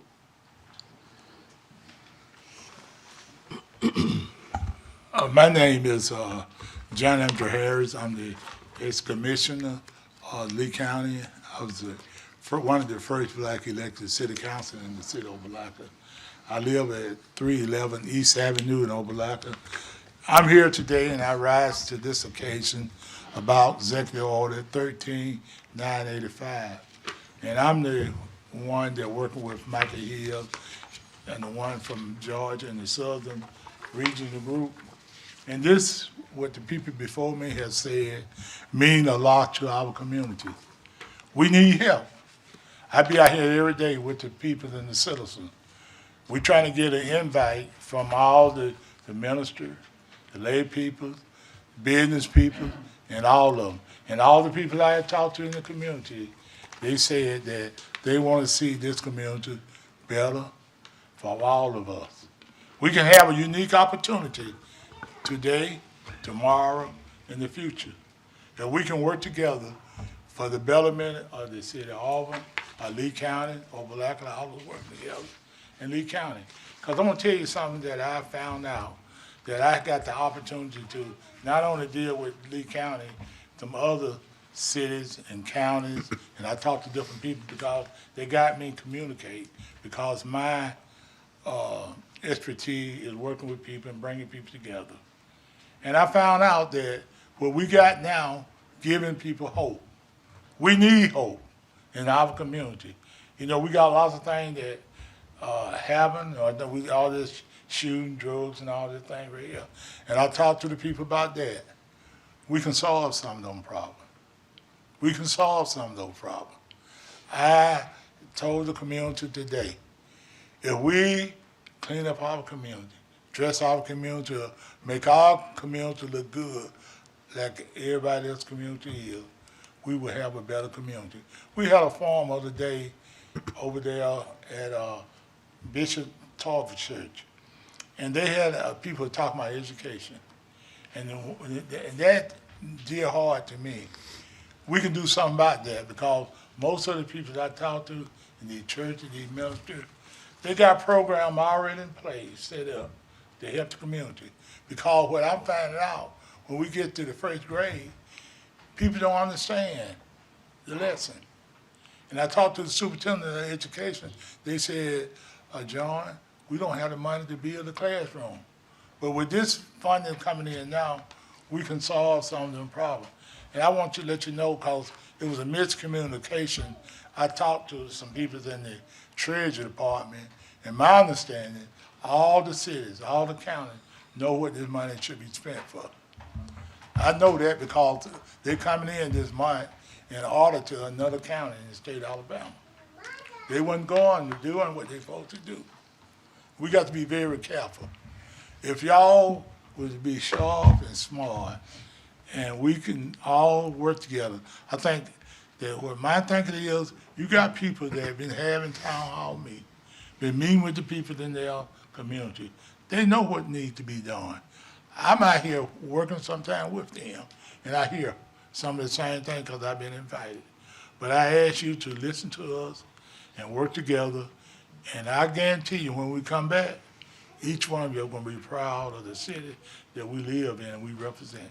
Thank you so much. Thank you, Mr. Harris. Who would be next?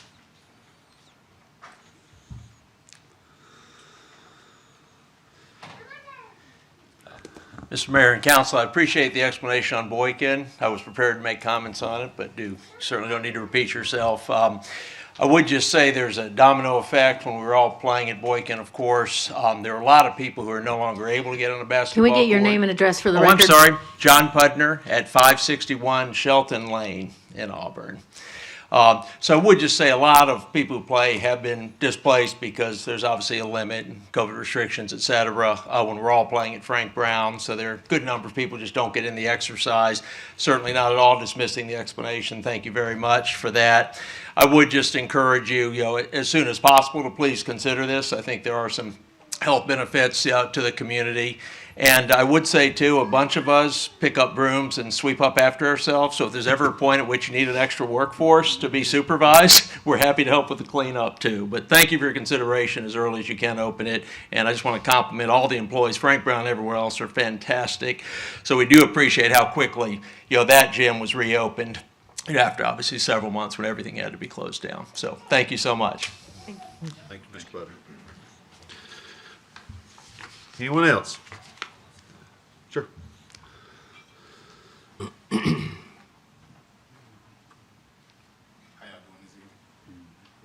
My name is Lemuel Fitch. Of course, you introduced me earlier, Connie Taylor's son, 311 Williams Avenue, Auburn, Alabama, 36830. This is actually my first time coming to a city council meeting, and I'm just listening at everything. And I'm trying to, my question is for me. I'm not really representing anybody, but it's like, I hear all the concerns about vaccinations and all this type of stuff going on in the Auburn community itself. And I'm also, of course, you had Reverend Lewis come up and a couple other people say something about stuff that's happening on Northwest Auburn side of town. So I'm wondering, like, as much as the biggest thing I have a concern about is the word development kept coming up at the beginning. There's a lot of development going on. I'm a product of that side of town, so that's why I'm speaking. There's a lot of development going on that side of town, and I don't have a problem with like college students or anything like that right there. I grew up, around them, growing up in this community. It was a benefit to me, being able to go out and meet people not from my community. But my thing is, as much as that community itself on the other side of the track is being integrated into our community, I don't hear anything about our community being integrated into that community, where we can actually benefit from people who are not from around here.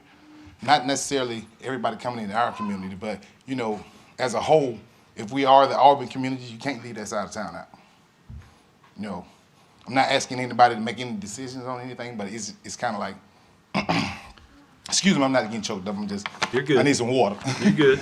But I just want to see, us be able to actually, like, Frank Brown is a place that I actually used to be able to play basketball at my age. Now, yes, it's open, but then people from my side of town don't go there anymore because it's not like, I'm not going to say we've been pushed out of there, but it's not like the same vibe. We used to be able to go outside and shoot ball at night and have fun the same way, but like the college community is getting bigger than we are. So, you know, we're trying to stay alive in this community as well because, you know, we are more of a working class than we are sitting at the top of the totem pole. So we know we're just looking for a few things that'll actually be brought into the community from the university side as well. You know what I'm saying? Looking for some ideas to help us along. I don't know anything about how y'all do budgets and stuff like that, but, you know, inside that budget, you know, think about the smaller man who's, you know, inside that big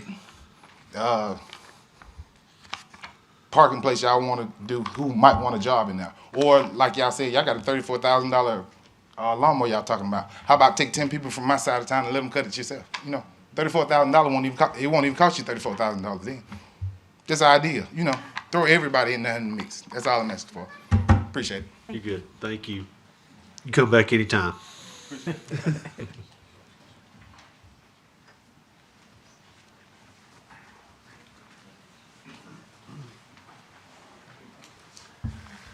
My name is Jonathan Parrish. I live at 102 Carolina Court in Auburn.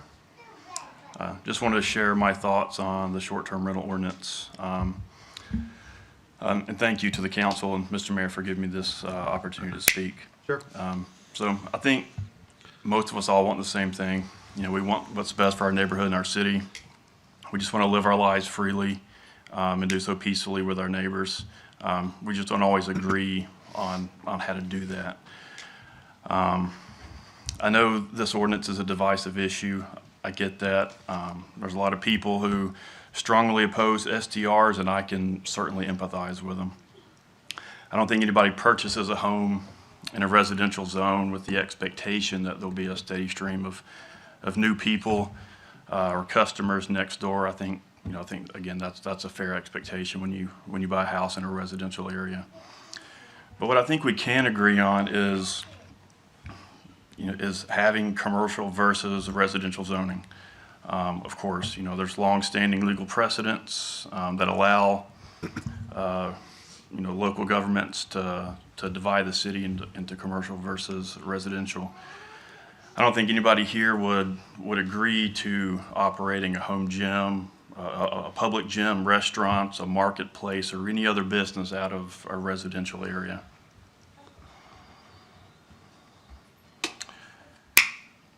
So commercial versus residential zones, I think that's something we can agree on. So what I think we should be discussing here, and I'm not sure if it's been discussed before, is where do we draw the line between what's commercial and what's residential?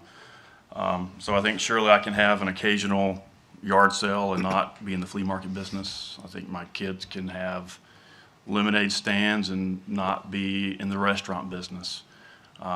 I can host small groups at my church and not be, I can host small groups at my house and not be a church. So where do we draw the line, I think is really the question. So for me, there's one legal precedent that's already been set, specific to short-term rentals. I'm running out of time, but I better speed up. So the IRS has already set a precedent that I believe is worthy of your consideration. The IRS code allows the rental of your home up to 14 days a year without taxation. It's not considered a business. It's called the Augusta rule. They do this because it's of such limited frequency that it's inconsequential and impractical to manage. I think any Auburn resident in any zone should be able to rent their home up to at least 14 days per year, up to 14 days per year, which is primarily just football and graduation. So what I would request of the council is to consider allowing everyone in all zones to rent their house up to 14 days a year. Why it's important. Please wrap it up. Okay, so doing so is good for the homeowners. It causes no harm to the neighbors or the property values, and most importantly, it applies the law fairly to everyone in all residential zones. And lastly, please consider a grandfather clause to the existing ordinance. Not doing so would simply pull the financial rug out from under a lot of regular people like myself. Thank you. Yes, sir.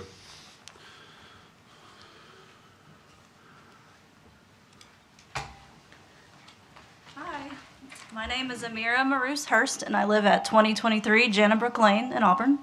And I'm gonna try to get out of here because my kids, sorry I had to bring them. I was asked to speak on behalf of short-term rentals. I must admit I'm kind of ignorant as far as all of it. The first time I really heard about it was when we got a letter in the mail that said cease and desist. So anyway, my mother lives next door to me. We Airbnb her house, and she lives with us whenever we do that. And that allows her to keep her home because she's retired. It allows her to like fix it, you know, keep it fixed up. It allows her to go on vacation when she wants to, things like that. And then we also split the profit. So whatever the profit is, we get to save it for our children for college. So anyway,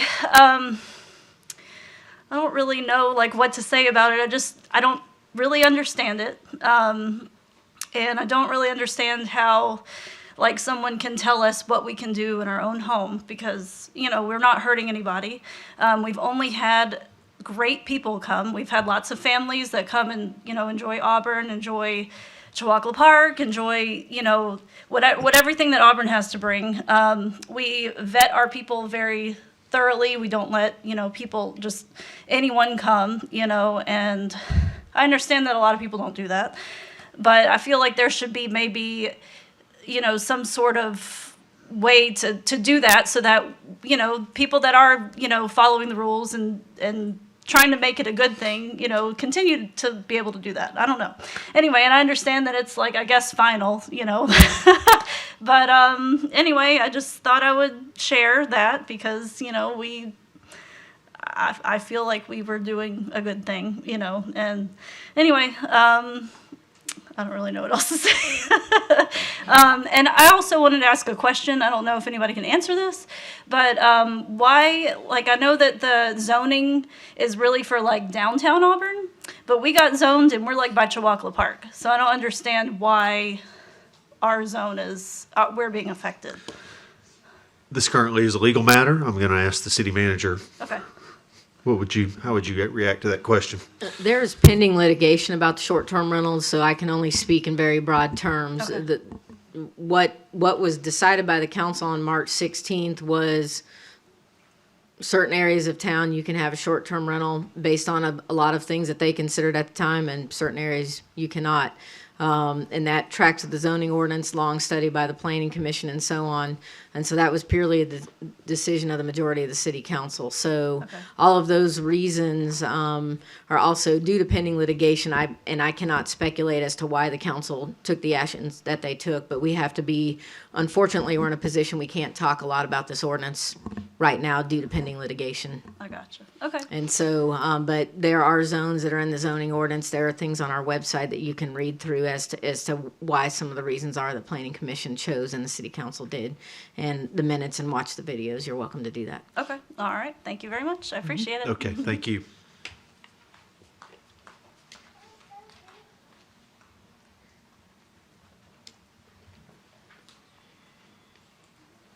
Hello, my name is Nick Waters, and I live at 128 Kimberly Drive, Auburn.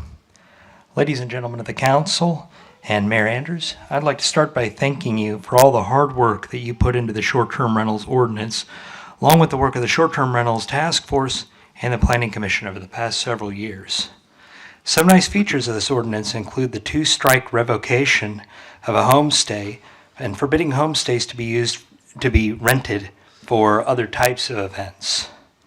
My favorite feature of this ordinance is that it defines a homestay as a home occupation, making it separate from the concept of a short-term non-primary rental.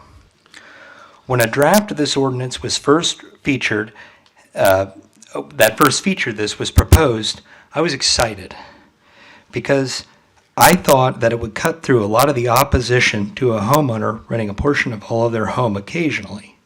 It meant that no one would have a reason to worry about investor-owned properties operating strictly as short-term rentals in single-family neighborhoods. I thought that would cut down on everyone fearing short-term rentals. But a narrative that a homestay is equivalent to the stereotypical fraternity house and will destroy the fabric of our neighborhoods has prevailed. This was the product of a campaign based on fear-mongering and anecdotes, plain and simple. Unfortunately, homestays were not permitted in zones with a family definition, which goes against the point of having them in the first place. I've heard the argument made that short-term rentals have their place in town, and that place is not in C-zone neighborhoods. But in reality, the overlay where short-term non-primary rentals and now homestays are permitted by right doesn't include many, if any, traditional single-family neighborhoods within the university loop. The areas where short-term rentals are permitted are primarily student housing and condos. I'm interested to know how many of the rentals in this area are already selected. I'm wondering how many of the short-term rentals that already exist in this area selected to be homestays versus short-term non-primary rentals.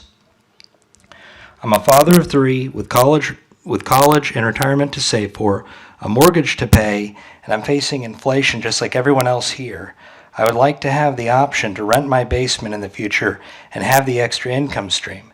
I'm confident I can do so without becoming a nuisance to my neighbors, and I'd like to ask you to please consider amending the short-term rental ordinance to allow homestays in all zones. Thank you. Yes, sir. Thank you. Anyone else? Mr. Wilkins, you were making some eloquent comments earlier, and I asked you to wait, and I don't want to miss opportunity for you to come forward at this time if you'd like to. Yes, I first of all, I've never realized I was assured. I mean, that things were shored up, that I'm a shored up person. So I appreciate you making that comment, being like Virginia. I really think we're a little different town and city. And I wish that I would say that of all of you on the council, I bet you that some of you stayed in Airbnbs in other parts of the country. Maybe I'm wrong, but I bet you have. And the reason is it's so unique. It's like Auburn. It's a place where I allow people to come to my home. They have access to everything in my home. They open the closet, it has my clothes in there. Okay? Why in the world would I let anyone that would disrupt this city and lose that image? But when they come, they thank me. I don't know how many hotels have people who come in and say, oh, I thank you for allowing me to be in the hotel. But in my place, they thank me. They say it gives them such an image of Auburn. And it's not always alumnus, even though we have a lot of alumnus. And they come in and they say, you know, we want to come here again. We want to be a part of it. I don't know anybody in my area that knows that I do Airbnb. I don't think they have a concept that I do that. The reason is it doesn't disrupt the area. It's not a business. Yes, we provide more income, we're able to do things, but it's not a business like I've owned 14 different kind of businesses, and they varied from the car industry to recycling tires and so forth. That's a totally different industry. All those things are. But Airbnb, it just allows me to have an income that I can be able to do the things that I was doing earlier. And I think that we miss the real purpose of having a home, the short-term rentals. The short-term rentals are good for the community. People come and love the city of Auburn. They think that it gives them the image. They want to be close to the university. I have a lot of people that are not associated with the university that come, but also I have people from other places say, I've never been in Auburn before, but I wanted to stay in an Airbnb because I know that it'll have the right atmosphere. And don't we want that to be the Auburn atmosphere? I mean, Airbnb is Auburn atmosphere. I don't know the other ones, and I'm not going to ever allow somebody who would disrupt, who would party. I mean, I in my area, I don't hardly ever hear any noise, period. But at the same time, I have to go somewhere else, okay? So I sometimes stay in another Airbnb, one that has a one place, or I stay in a hotel. So I'm not only having income that hopefully this beautiful building provided a teeny bit of it, okay? Because I've not been in here before. I'm impressed. I've been a lot of places, and I think for Auburn, this is pretty classy, you know? And you please wrap it up. Okay, I'm sorry. Oh, Yes, it's sir. 3 minutes. Yes, I sir. forgot. I thought I had the 2 hours. It's okay. That's good. So, listen, I do appreciate it. I really wish you would consider and also that the people, that I wish we had been involved in making the decision, because there needed to be some tightening up, but not so much tightening up that one area that's in the same street nearly, across the street, you could have an Airbnb, and the other side, you cease and desist. So thank you. Yes, sir. Thank you. Anyone else?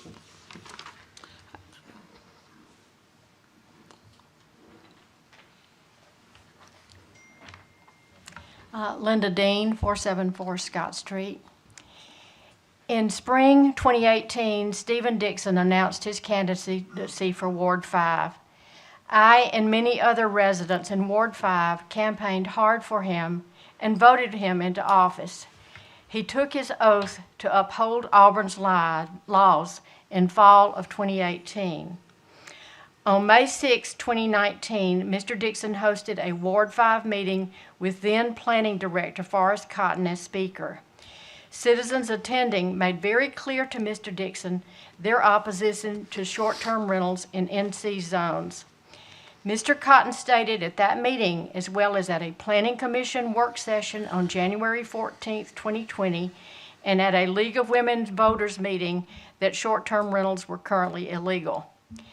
Mr. Dixon has received numerous emails from Ward 5 residents opposing short-term rentals in NC zones, and over 1,500 residents citywide signed petitions supporting the ordinance that prohibited short-term rentals in NC zones. At the February 16, 2021 City Council meeting held via Zoom, Mr. Dixon looked squarely at the camera and stated that when the ordinance passes, "Let me be very clear, I will follow the law." In fact, he said it twice, I believe. Go back and watch the video about 9.5 minutes in. Mr. Dixon has squandered his reputation in order to feed his own self-interest and that of perhaps 100 or so other property owners who want to similarly compromise their neighborhoods. Meanwhile, hundreds of people have invested in homes in quiet, single-family neighborhoods in which to safely raise their families, confident of their investments because of the city's public statements that short-term rentals were not permitted in NC zones. Mr. Dixon has now insulted his fellow council members who followed the recommendations of the Citizen Task Force and the Planning Commission over a 3-year time period by suing them. Many of us in Ward 5 are embarrassed and disappointed. The person we believed in and campaigned for appears to lack integrity. He swore to uphold the laws of the city and later to follow the law if the ordinance passed, and yet he continues to rent his basement apartment continually. Mr. Dixon's nose has grown a lot since that February 16th video proclaiming that he would follow the law. Thank you, and this was very painful, extremely painful for me to have to say, but this is the expression of many of his constituents, and I regret it. Thank you. Okay, thank you. Who would be next? Yes, sir.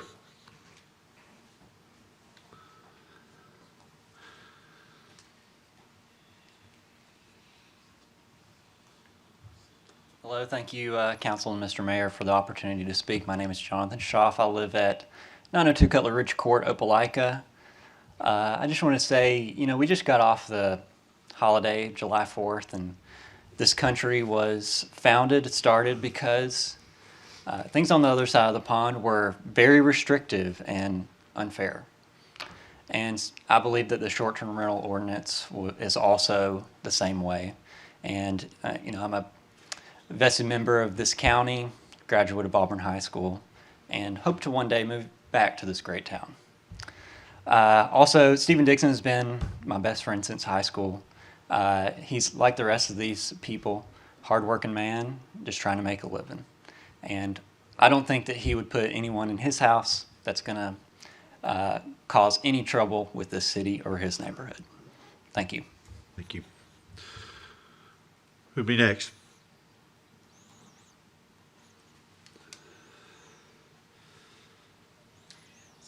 Holt, 1188 East University Drive. Got a couple of things here. One, I wanted to address, y'all know my position on this. I've talked to you a couple of times, but I wanted to, several of the people have taken my positions. Hang on one second. I'm going to address the comment that was made by Ms. Dean that came up and tried to assassinate the character of one of your city council members, and it was allowed to go on, which I didn't think was allowed in this chamber. But she made the comment that Mr. Cotton said that short-term rentals were illegal at that time. She's incorrect there because there was no ordinance that addressed that. And that's been part of the problem with the short-term rental discussion all along, is we have had people who have made incorrect statements. And unfortunately, a lot of the council people took those as gospel, and they were not. And the loud people in your ear are the ones that you listen to. And their position is not necessarily the correct position. Just because they're loud doesn't mean they're right. And I can tell you that one of the council people that I talked to told me that they just wanted this whole thing to go away. They were tired of dealing with it. Well, let me tell you what went away. My rights went away. And y'all ought to be ashamed, because we live in the United States of America. And every council meeting, you say the Pledge of Allegiance. And you say that you are going to defend that. And everybody is going to get the same accommodations, but you don't do that. When you put your hand over your heart and say the Pledge of Allegiance, do you mean it? Do you mean it? Because I'm not seeing it. Y'all took an oath that you're supposed to protect all of us. My house looks the same as other people in other neighborhoods, but y'all took my rights away, and I hadn't done anything, hadn't had a complaint, nothing. I represent the city of Auburn quite well. But to get back to Mr. Dixon and the comments that were made against him, he represents me in Ward 5. And I'm perfectly okay with what he's doing. He has a right to do that. He does not lose his rights because he sits on this council. And anybody in the city of Auburn that thinks that's okay, they don't understand their Constitution and people's rights. Ms. Dean may think that her position is the dominant one, but it's not. But it's people like her that y'all let influence you. And I'm asking you to look at this ordinance again, take it back, backstep it. You're wrong. Your position is wrong. You can't defend it. It was wrong when you started. It's wrong now. But Mr. Dixon did not deserve the attack that he just got, and shame on her.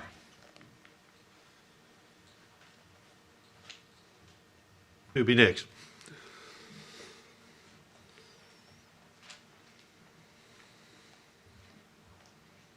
Hello again.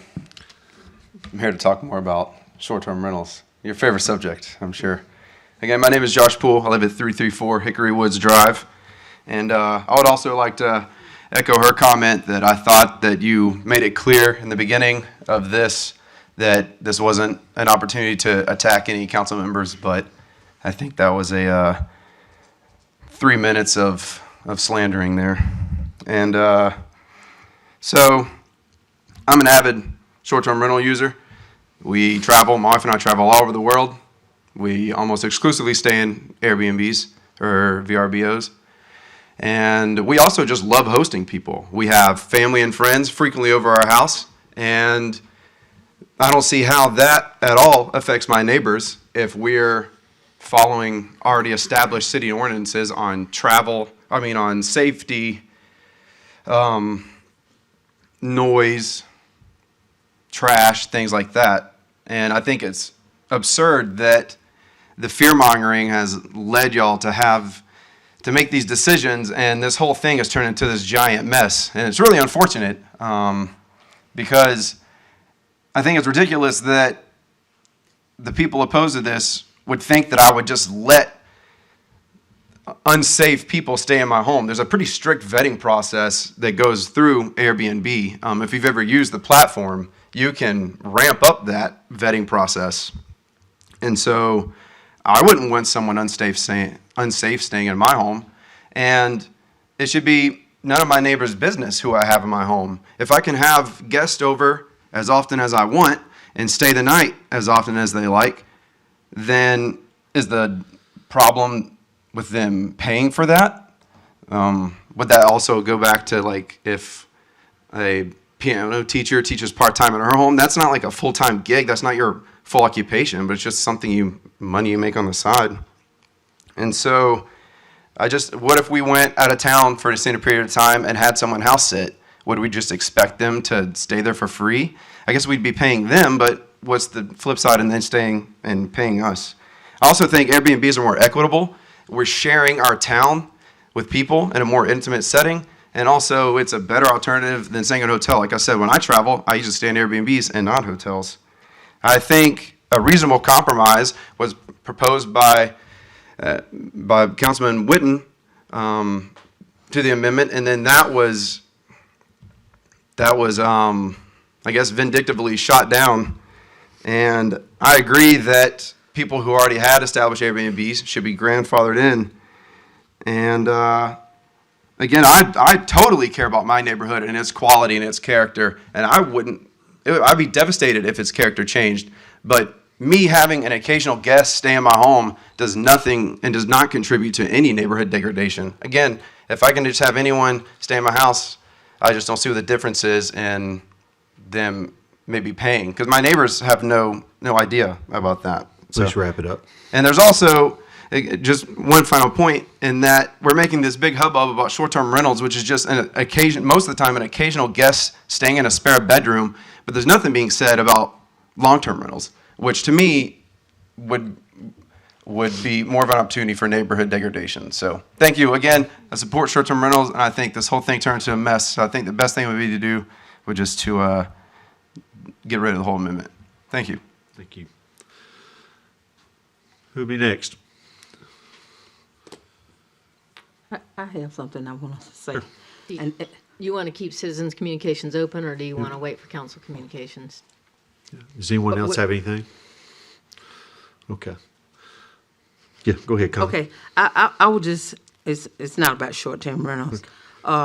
This executive order 13985, I just wanted to know, and I, heard different people get up and speak about it tonight.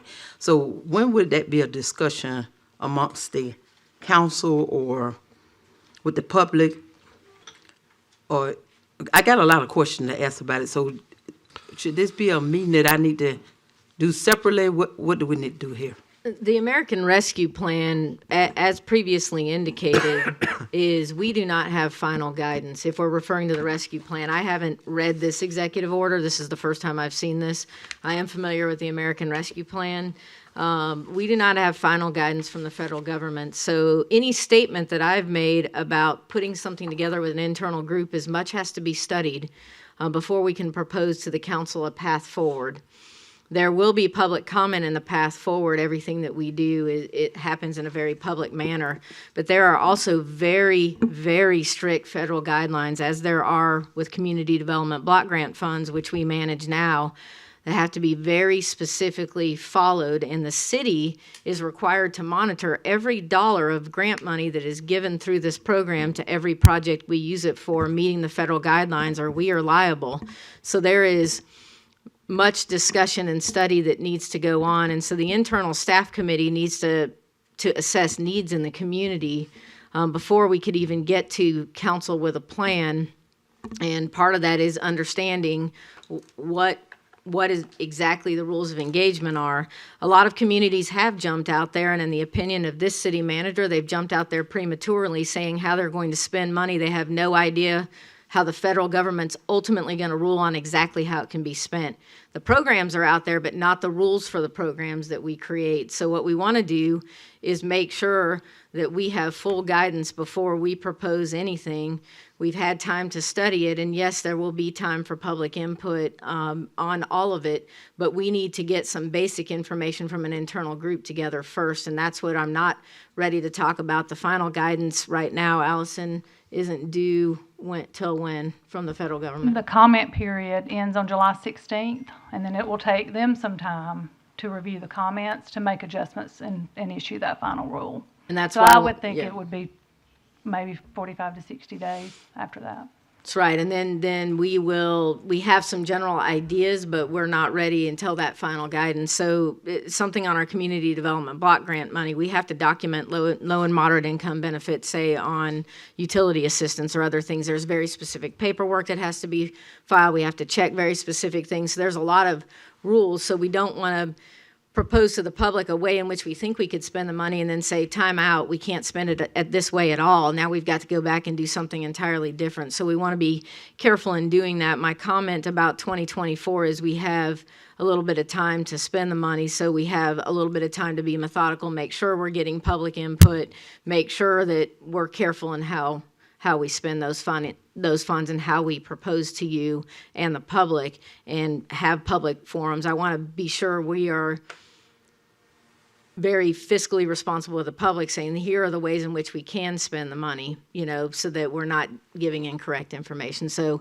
part of it is it's really great when the federal government wants to do stimulus style packages. It's really challenging to administer them from our end.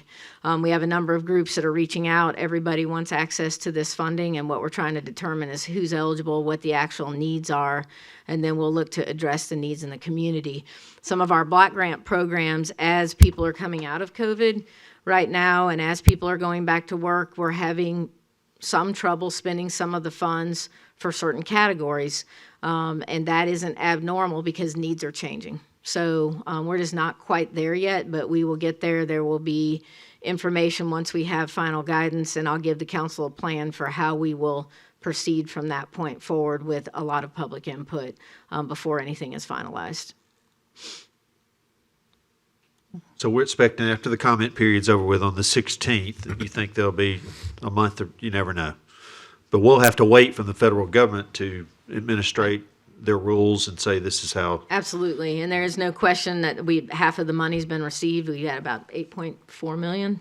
8.2. 8.2 million, I'm sorry, it's 16.4 altogether, is sitting in the city account from Treasury. I mean, we've got it, but we can't spend a nickel of that money without final direction and without adopting a plan to do so. And so we will present all that to you in many ways and talk through it. We want to be methodical and meet the needs, and it will take a while to go through that. But with our block grant funds, we did this the very same. We assessed a number of needs about homelessness, about there are definitely a lot of needs from a food bank perspective. We've funded a lot of programs through that.